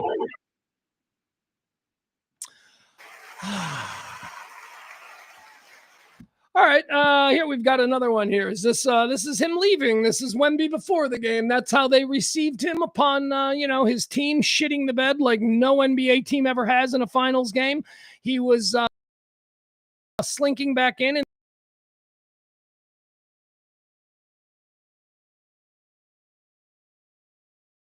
You! Not tonight, Victor! You soft ass bitch! Not tonight, bitch! Not tonight, bitch. Soft ass bitch. You suck. Those are almost okay. But it's the overly aggressive, the fuck you! Like just the fucking anger and the rage and the willingness or the unawareness that there was a line that you just crossed there. Same with PCA and the girl. We talked about her earlier. PCA and the girl. PCA, the girl. You suck. Fucking suck my fat cock, bitch. Right? Somebody took it to the nuclear level, and I believe it's because they don't know any other level to go to. Because they've never had to finesse an argument with somebody. They never had to keep it just below the part where somebody's going to swing on the other guy. Fuck you. It's ugly, man. When did we become such ugly people? We have such beauty in our potential, and we are such ugly people. All right, that's enough. Anyway, to conclude my little rant there, the New York Knicks fan deserves nothing. And if there is anybody in this country that doesn't live in the city of New York who is still rooting for that team, it's terrible too, because you want to talk about a team that deserves it. After that comeback, a team, the players weren't the ones doing this. The fans have to be penalized. And I'm sorry. We got to root for the Spurs now. Let's go. All right. What else do I want to talk about? Oh, this new study that came out. Oh, man. This, sometimes I like to do the studies, the new studies that are released. This is a study coming out. Who did it before I hold on? Oh, okay. All right. So this is a study that has been done every year for the last 60 years. And it is a study that rates or gauges the average European, Germany, Italy, Spain, United Kingdom, Poland, Czechoslovakia. Who did I miss? France, right? Europe. Netherlands, Switzerland, Sweden. It's a poll that's been done for the last 65 years, and it just sort of gauges how Europeans feel about the United States. This is a poll that has been done since the United States became sort of the unquestioned leader of the free world, if you will. What the fuck? A McAfee scan? What the hell is happening with my computer? All right. All right. A new survey released this week shows that only 11% of Europeans across 15 countries What is happening with this story? This is not a bullshit site. All right, I gotta close out. I'm sorry, there's a pop-up coming with that site. Like the McAfee, all this. I'm reading the site, and it's from the same Study Says website that compiles all of these research papers and stuff. So it's not like a shady site. Anyway, we had to break out of it. Point is this: for the first time, well, not only the first time, 11% of Europeans on this day in 2026, 11% of Europeans consider the United States an ally. That doesn't bode well for us, because if that is the consensus of the citizen in Europe, don't expect any of the elected officials or government leaders there to suddenly become our friends again. We are being put on an island, you guys. Who are our friends? Who are we supposed to be allies with? 11% of the people in Europe, the people who, let's be honest, we were there for them in World War II. And then they'll push back, well, we were the first people to rally to your defense after 9/11, which is true. 11% of people in Europe think we're bad. And you know why? Because they don't have the partisan bullshit that we have here. They just sit there and watch it and go, this is obviously fucked up. Meanwhile, only about what? 60% of people in this country can see it. All but 11% in Europe can see that America is no longer our friend. America can no longer be depended upon. America is not an ally of Europe. Only 11% believe. So, okay. So this is what we are now. We're on our own. Okay. Well, I guess something bad happens. I guess we'll have to use Canada. Oh, what's this? Canada is now caucusing with Europe. We got nothing. It's been made an island. All right, Adam is looking to disagree. He says that shit was way more awful and worse back in the day. Unhinged fans would do the same shit. I went to games in the 80s. It was basically this behavior at a Rockets game. I'm not going to push back on Adam too hard for this, because I think that he may have some leg to stand on here. I don't think he's right. I think that the willingness of the average person to act as a barbarian is far more today than it was back then. Adam, there were pieces of shit in just about every era. And I would say that Adam's argument carries weight because he is talking about a time when we couldn't so easily document the terrible things that are happening. So we have no idea of the grotesque, disgusting things that happened in 1986 after he says a Rockets win.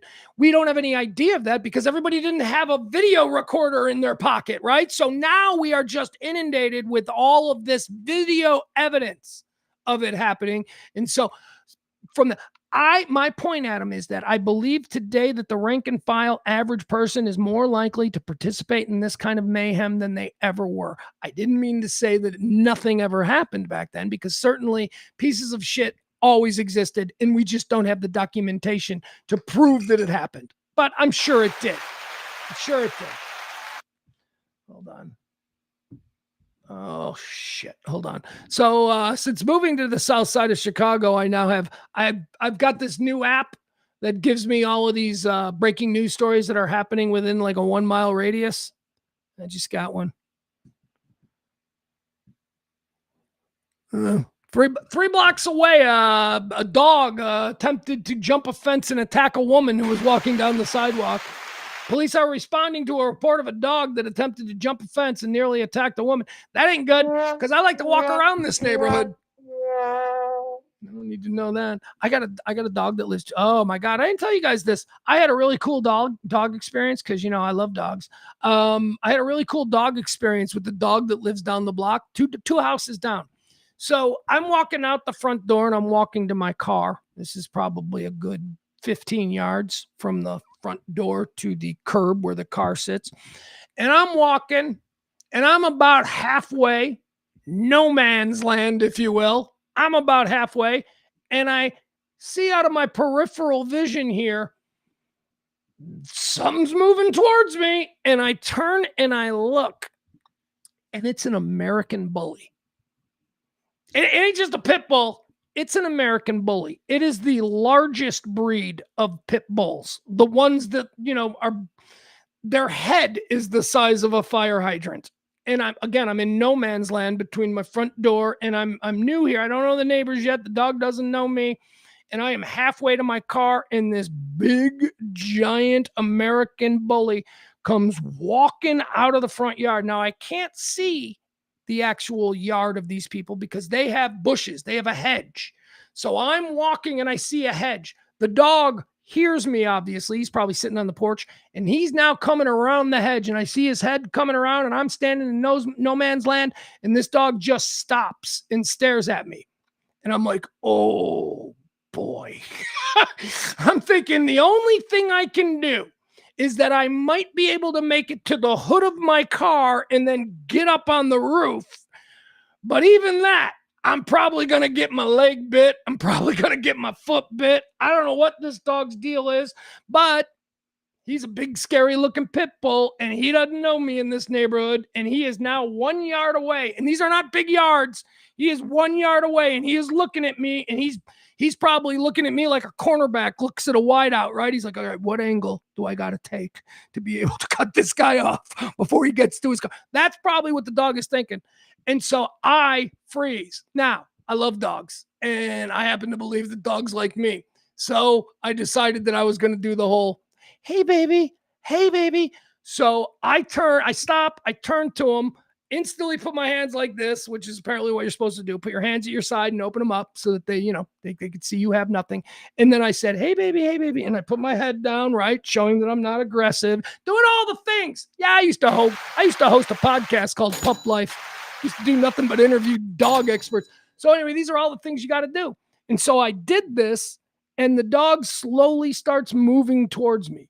And now I've got my head like this, and I'm looking at him, and he's moving towards me, and I can see now that the dog's ears are back, and his tail is wagging, and I'm like, fuck, I win. Came up to me, we were playing, he immediately laid on his back, I'm rubbing his belly. Stop it with all pit bulls are evil, okay?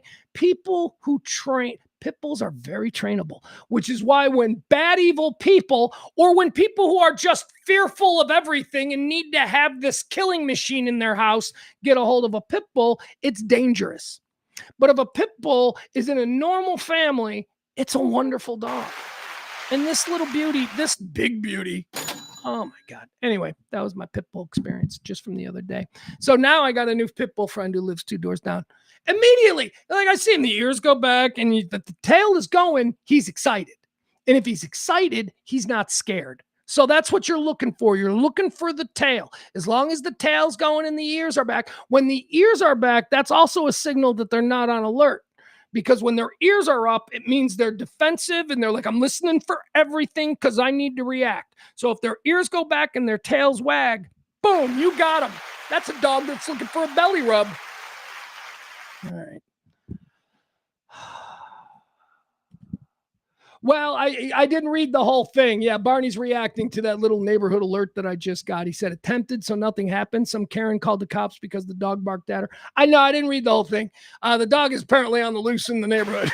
The dog is apparently, that's what's going on. So the alert was because, hey, there's a dog. Doesn't say what kind of dog, though. Doesn't say what kind of dog. Oh, is that like in the dogs acting bad world, is pit bull like how, do you remember when news agencies wouldn't give the skin color of the person? You know, they would just say, kinky hair, dark complected, home invade, because they didn't want to say black, because apparently that was like, so if a black person did something, news media wouldn't say black because, which is just so stupid. If we're supposed to be on the lookout for somebody in our neighborhood who has done something bad, that would help, skin color would help. No judgment, but it would help. Let's stop doing stupid things because Is that what pit bulls are like? Like when a dog is running around the neighborhood, if it was a collie, would they be like, it's a cute little collie, but because it's a pit bull, it's just a dog. It's just a dog. We're not going to say pit bull. I don't know. This neighborhood, though, there's a high likelihood it's a pit bull. I'm just saying, there's a high likelihood it's a pit bull. It's the south side of Chicago. Guns are not as easily obtainable here in Chicago because we have these laws. Pit bulls, you can get pit bulls. So, you know, everybody may not have a gun in their house, but they've got 3 pit bulls roaming at night. So you better be cool. All right, there you go. 11% of Europeans hate us. Let's talk about Cardi B. Cardi B made some news yesterday as it pertains to the Karmelo Anthony conviction. Karmelo Anthony, of course, he was convicted 2 days ago now of murdering Austin Metcalf there at Kuykendall Stadium in Frisco. A track meet, a high school track meet. A regional thing where teams came from all over and they gathered in the bleachers to have their own little section. And apparently Karmelo Anthony was in the wrong section and Austin Metcalf told him he was in the wrong section. And Karmelo Anthony responded by plunging a knife into Austin Metcalf's chest twice, killing him almost instantly. That went to trial. It became a white on black and racist. It became a whole thing, and it's terrible. And just because you refuse to sign up for this being a racial story, because I don't believe this is a racial story, just because I say that there's been a lot of race baiting surrounding the Karmelo Anthony trial, just because I say that doesn't mean that I don't believe that there has ever been some really shady trials, that there has been racism in trials. Absolutely. I mean, we've got a history in this country. Okay. And we can acknowledge that, and we can try and look for it where it exists, but I just don't see it in this case. I do see some problems in this case. It was an all-white jury that was sat. An all-white jury was sat in Texas to convict a black guy of killing a white guy. I mean, if this was 1957 and we were in Mississippi, you might want to take a closer look at it. It is a little troubling that they couldn't find one person of color to sit on the jury, because I'm telling you, I don't believe that would have affected it at all. Most normal people who looked at this absolutely tragic story of how Austin Metcalf died, most normal people look at this, and I don't think they go, black guys killing white guys. No, we see a murder. We see a murderer, 2 young people.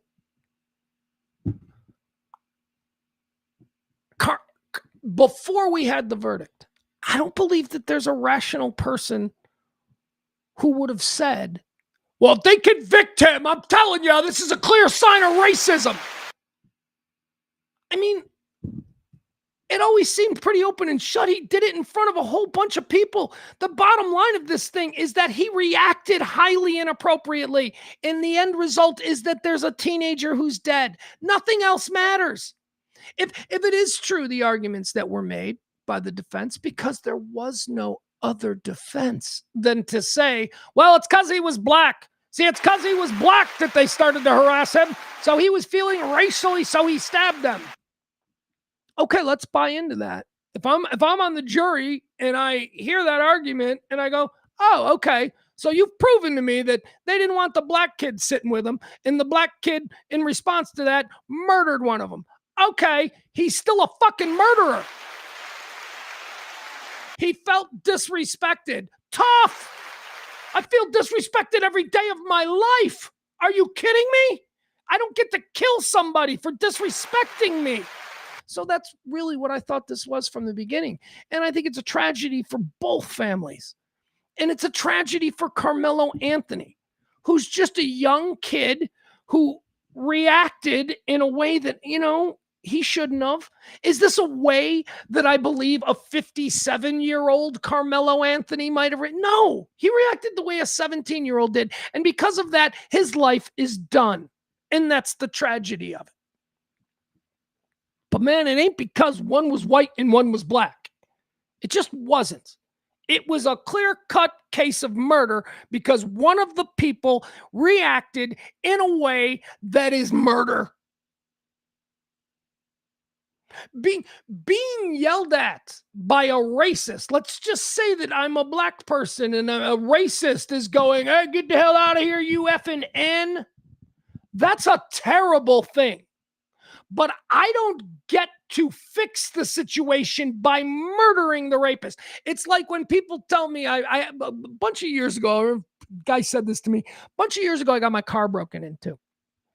And they broke into the car, and at the end of it, I saw it happening. Like they broke into the car, the alarm went off. I was like in my bedroom or something. I came out of the bedroom, I looked out the window, I saw this happening.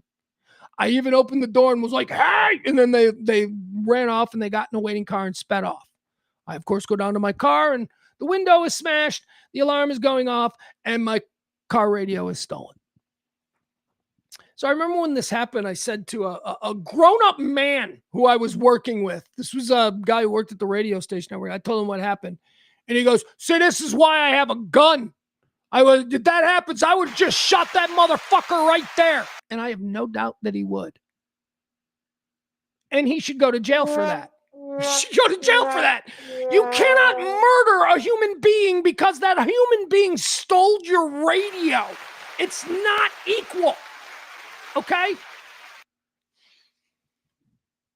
So it doesn't matter. Doesn't matter if race or if he felt frightened because of America's terrible history on race and he reacted improperly. He was wrong. He was not about to be lynched like we're living in the Jim Crow South right there in the bleachers at Kuykendall Stadium. That was not happening.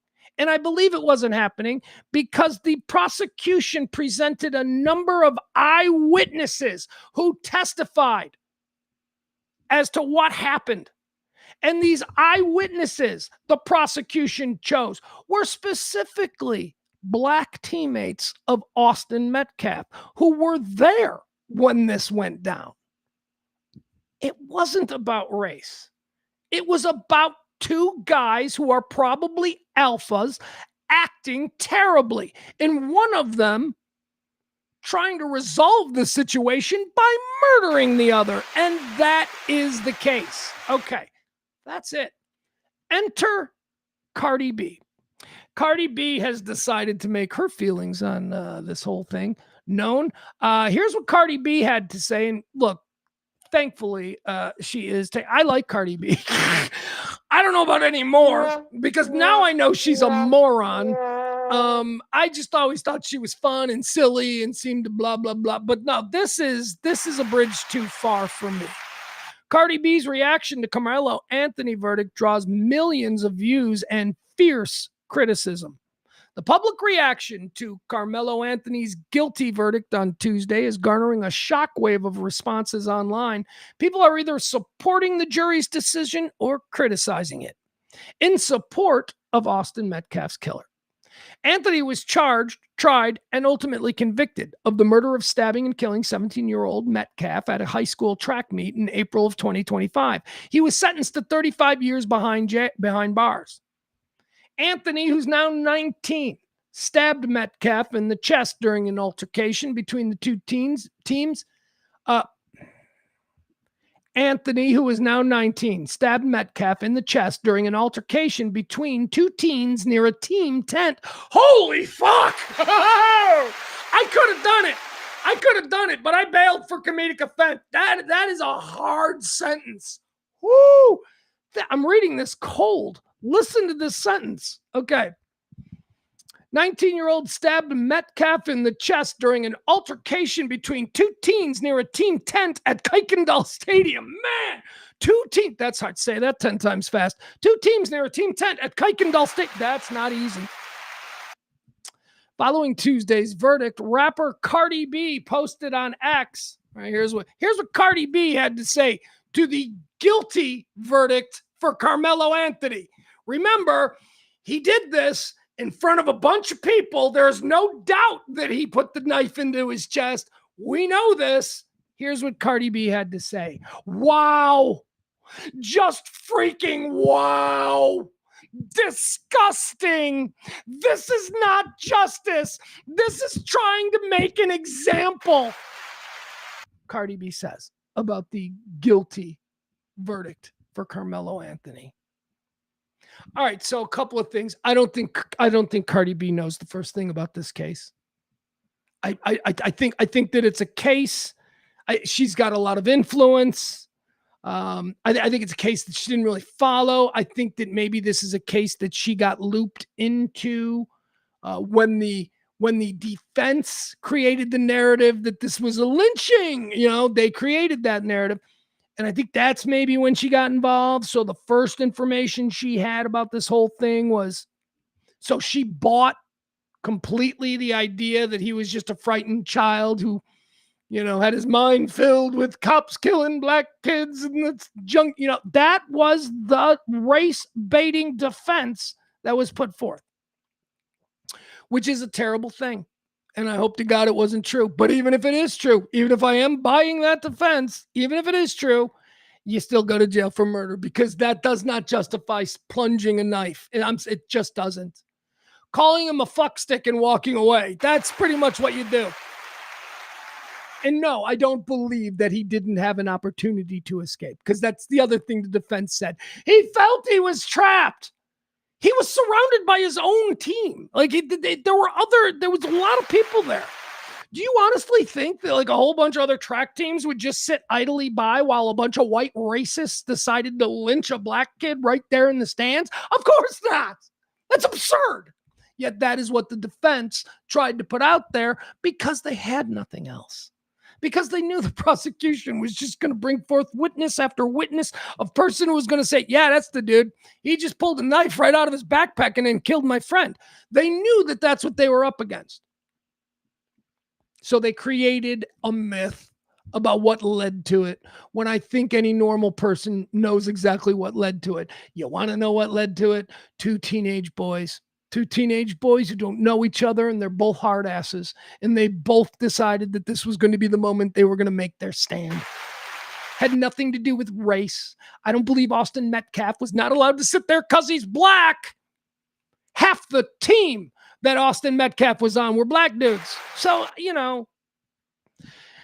Cardi B, one more time. Wow. Just freaking wow. Disgusting. This is not justice. This is trying to make an example. And of course, she's been roundly criticized because I think anybody who's following this case knows that that is an incredibly ignorant thing to say. Yet this is how it works now because social media, millions and millions of people will read Cardi B's take on this. Millions and millions of people who think Cardi's the coolest. And this is now what they will think about this. Regardless of the facts, there will now be a whole bunch of people going around thinking that Karmelo Anthony. Well, 5 years from now, there will be a hip hop song about free Karmelo. And the entire narrative that we are all living now, the narrative that we know how it went down, that'll all be so perverted that in 5 years, it'll seem like, yeah, they really ran him in. Come on. Cardi B, this is so bad for her. It's like if the artist's post has generated 10 million views with tens of thousands of impressions. Oh, some people are firing back. Tommy Lahren, a Fox News political commentator and host of Outkicks, Tommy Lahren is fearless, responded to the post saying, yes, the example is don't stab somebody in the chest. Thanks for playing, Cardi. I think Tommy Lahren is a very short-sighted, cruel, mean girl. That's what I think she is. And I agree with her 100% here. I agree with her 100%. Yeah, that is the example. The example that was set is that if you stab somebody to death publicly in front of everybody, you're going to go to jail. That's the example, Cardi. Others have also weighed in on the post.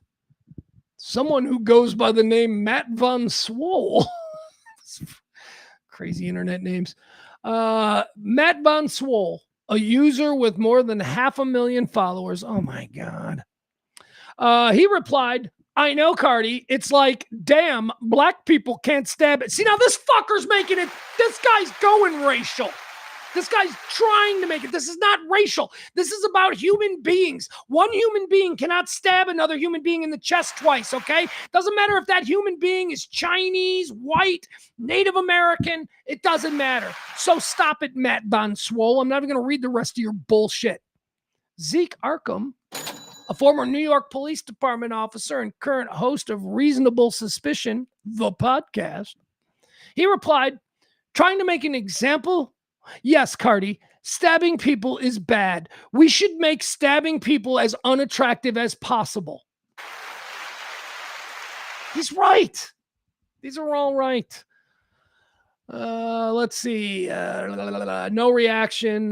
We've reached out to Cardi B's team for further comment. There has been no reaction. Okay, no response. All right. There we have it. Cardi B. Hey, we're doing a big full show. Look at us. Big full show. Big full show. Big full show. 3 hours? 3 hours plus? 3.5 hours? You know, I felt really bad. The first couple of shows this week, I haven't.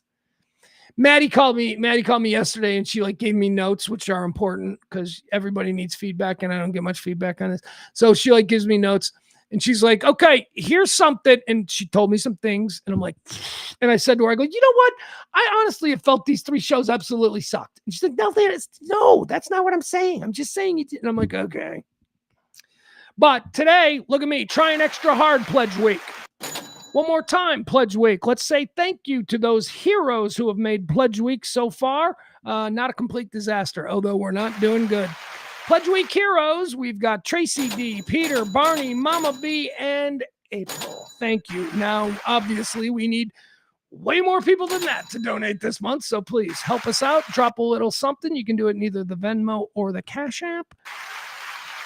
And if we reach our goal, we will. You'll ensure that we'll do another full month of these shows. All right, let's see here. Let's do another segment that we like to end each and every show with, although, probably got another 45 minutes here because you know how I like to blab. Let's do 3 videos, folks. What do you say? 3 videos, just 3 random videos that I have found throughout the last 24 hours circulating virally, and I thought they were interesting and we could talk about. Now, today's 3 videos, very special presentation, Celebrity Edition. Is it going to be dumbed down like Celebrity Jeopardy? No, I don't think so. I think this is good. Some of these videos are also from last night. Well, 1, 2, 3. Well, let's be honest. All 3. All 3 of these videos are from last night at the Knicks-Spurs game. The first one concerns Jerry Seinfeld. Now, this is interesting. Let's watch this. This is the New York Knicks celebrity exit. I don't know if you're aware of this, but when you see famous people at ball games or, whatever, concerts, they don't use the dirty peasant exits. What? That's why you'd never see them on the ramps. No, they have a special celebrity. Madison Square Garden celebrity exit is where paparazzi hang out all the time. And last night, let me tell you, it paid off for him because it was just one celebrity after another. Here, let's take a look at Jerry Seinfeld. He got ambushed with a question. His response is causing people to go, well, what did he mean by that? So let's talk about it. Here's Jerry Seinfeld exiting the celebrity exit at Madison Square Garden. That's the old dude. Oh, Jerry Seinfeld. What up, Seinfeld? What up? Can we get a free Palestine? Can we get a free Palestine? Come on, give us one free Palestine. It doesn't exist. All right, so we're gonna play a little bit more of it here, but Jerry Seinfeld.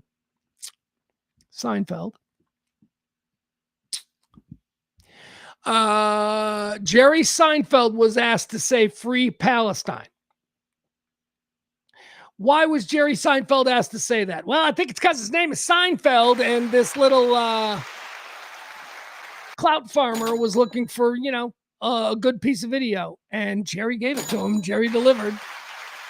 Jerry Seinfeld is probably not going to say free Palestine, but if he says anything at all, it'll be interesting because, So that's what this guy was trying to do. This guy was trying to get Jerry Seinfeld to say something provocative or whatever. And he did, although I don't really see a problem with what Jerry Seinfeld said here. And yet the internets are trying to make a big issue of this for him. Let's watch it again. Oh, Jerry Seinfeld. What up, Seinfeld? What up? Can we get a free Palestine? Can we get a free Palestine? Come on, give us one free Palestine. It doesn't exist. All right, now I want you to watch the response because they got it. It's the gotcha. Ooh, they got it, and they're excited here. You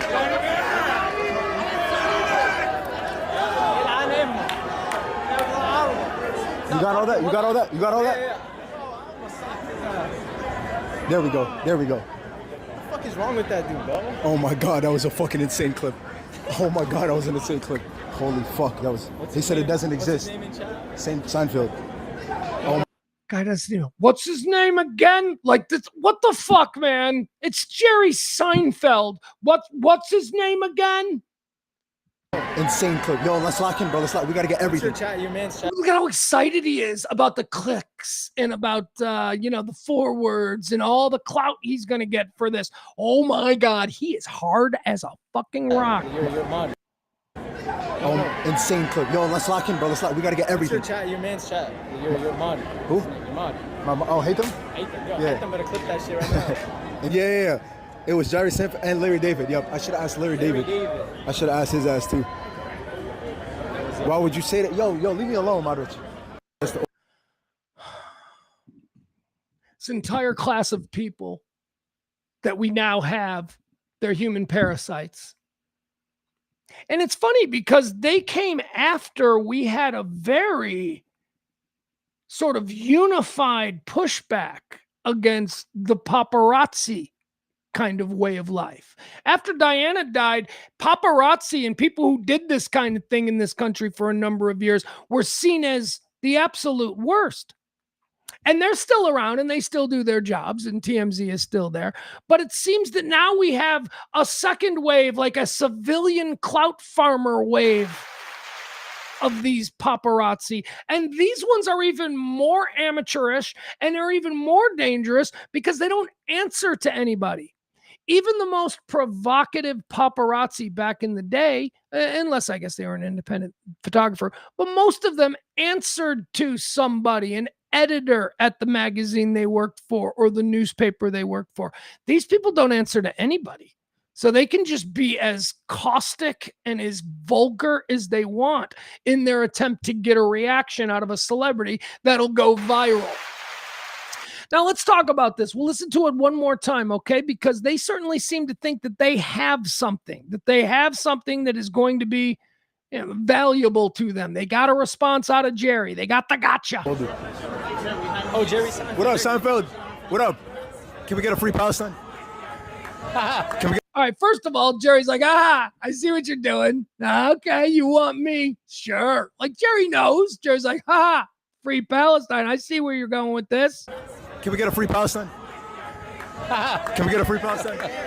Come on, give us one. And now he's like trying to work his way around it. And he's like, okay, here's what I'll say. Free Palestine. It doesn't exist. So that is apparently something that these guys think is going to get them some traction. They think they got something. Jerry, will you say free Palestine? It doesn't exist. Oh, we got him! We got him! He's one of them Jews who wants to dominate the world, right? I don't understand what he said that was so wrong. I mean, I guess there's a couple of ways to look at this. I mean, he said, can we get a free Palestine? Well, there isn't a free Palestine right now. That's the whole thing. We want free Palestine. So his response to that is there isn't a free Palestine. But I guess it could also be taken as there will never be a free Palestine as long as we, the Jew invaders, and that's not what he did. And is that what this is trying? Are they trying to frame it like Jerry Seinfeld? I mean, by the depth, there isn't a free. They want whatever. We want a free Palestine. That's what they want. So, Jerry, can you say it? Well, there isn't one. I don't see how that's necessarily a gotcha. But it doesn't matter because we live in a world where that will be put out, and anybody who wants to think the worst now has a little piece of video where they can go, see, you know what he meant. I don't think we do. I think he was Jerry. He knew that this guy was trying to get him, and Jerry was like, there isn't one. There's nothing to say. There's nothing to talk about. All right. But because his name is Seinfeld and because he didn't go, no, free Palestine, those people, because he didn't do that, they got him. They got him. Leave him alone. Jesus Christ. Got me out here defending Jerry Seinfeld like he needs me. All right, that's the first one. Jerry Seinfeld, celebrity edition of 3 videos. How about this one? This is cool. Now, I know I told you about what assholes the fans were and all this. There were some moments which were kind of, I guess I just said it's cool. I don't know if this is cool. It's odd. It's intriguing. It's interesting. So after the New York Knicks won, came back in just spectacular fashion.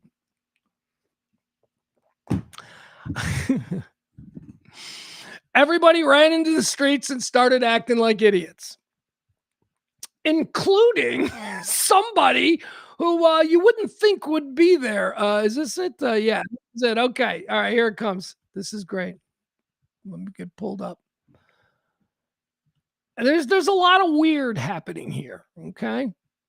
All right, here we go. All right, so former New York Knicks, former NBA player Iman Shumpert is in the crowd celebrating with all of the crazy out of control Knicks fans. Now, this is not we're not seeing Iman Shumpert destroying a cab or anything. He's doing the nice kind of celebrating where people are just high-fiving and having fun. There are no bombs going off. Nobody's breaking any windows here. But here's what's weird about this, or I don't know, maybe it's cool.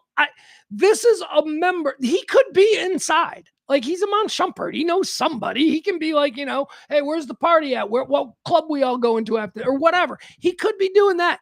But instead, he has come out onto the street outside Madison Square Garden to celebrate with fans while wearing his own jersey. He's wearing his Shumpert Knicks jersey, which I just think is so weird. That's first of all, I don't think grown-ups should wear jerseys. Okay. I just think that at some point we gotta start dressing like a grown-up. We don't need to wear jerseys. I say this wearing a baseball cap. If you're bald, a cap is different. But and certainly if you're a pro athlete, you don't go out. You don't go to the mall wearing a replica jersey of your own jersey, do you? It's weird. Anyway, here you go. This is Iman Shumpert having fun. They didn't have to check you in today. They didn't have to check you in today. Let's go,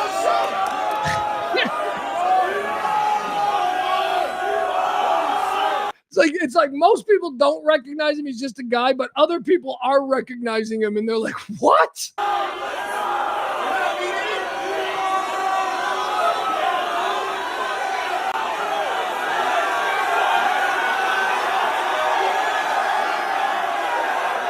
There's nothing wrong with this. This is how a community can gather together and celebrate in the moments following a great victory. This is fine.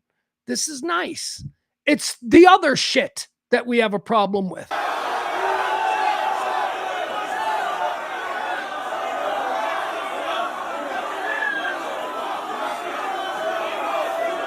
right, there he is. That's fun. And then the last one I'll show here, 3 videos, celebrity edition. Let's go back inside. Let's see more of Taylor Swift. Is this? Hold on. Yes. 9-point lead has been cut to 22. All right. So the Knicks are down 20-something points. Remember when I told you that, Taylor Swift, the whole game. Now, this is probably not a great example of it because this is after a nice run from the Knicks. So the crowd is getting a little bit more pep in their step. But she was doing this, like, even when it was looking bad. She was sitting in her seat, she's smiling, the camera catch up. She was having a good time. My point is this. At no point was Taylor, maybe she just never lost faith. Maybe that's it. Maybe she's just not cynical at all. Maybe she's a Knicks fan, and even when they were down 29 points, she was still in a good mood. Everybody else had the long faces and were upset. But anyway, here's Taylor. Here's her celebrating. And a 29-point lead has been cut to 22. And a 29. Well, can we read any of the other? Where's okay? So we got Taylor is sitting next to Ben Stiller and Christine Marsha Brady. He's sitting next to his wife who played Marsha Brady. That's all I know. 9-point lead has been cut. All right, Stevie's shirt, her shirt says Stevie Nicks. To 22. Yeah, hers says Stevie Nicks. This one says, I don't know. I don't know. I read them all last night, but the only one that I really remembered was Stevie Nicks. There it is. Stevie Nicks. What's the other one say? And a right, 29-point lead has been cut to 22.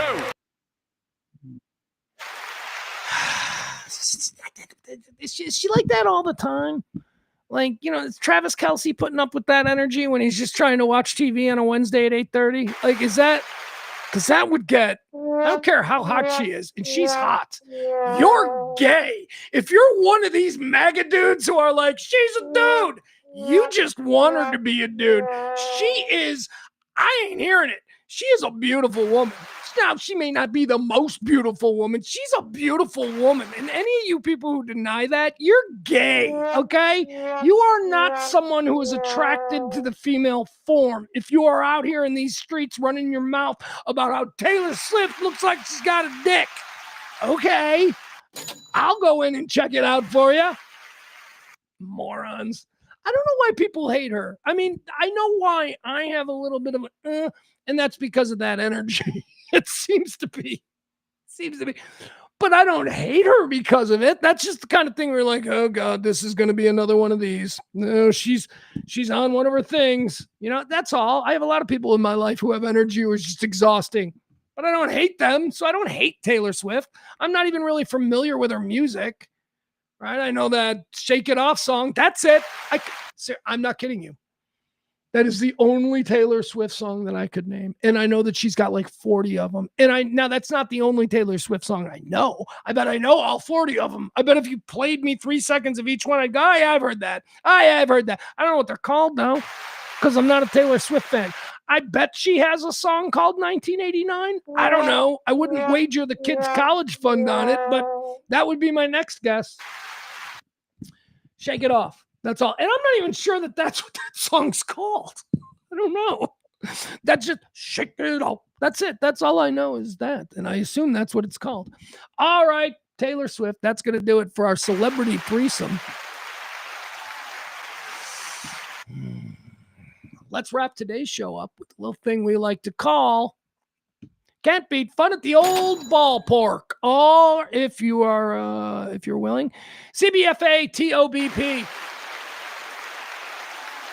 CBFA TOBP. Can't Beat Fun at the Old Ballpark. Today, there was some fun happening at the old ballpark, ladies and gentlemen. I told you at the beginning of the show that I'm in a special kind of mood today because this is what fun at the old ballpark is all about. Here, oh, we got both of these? Check this out. Ladies and gentlemen, just so we're clear. Oh, wait a second. Is that going? No, gotta get rid of that one. It's this one. Yeah. Ladies and gentlemen, I woke up this morning the fan of a first place baseball team.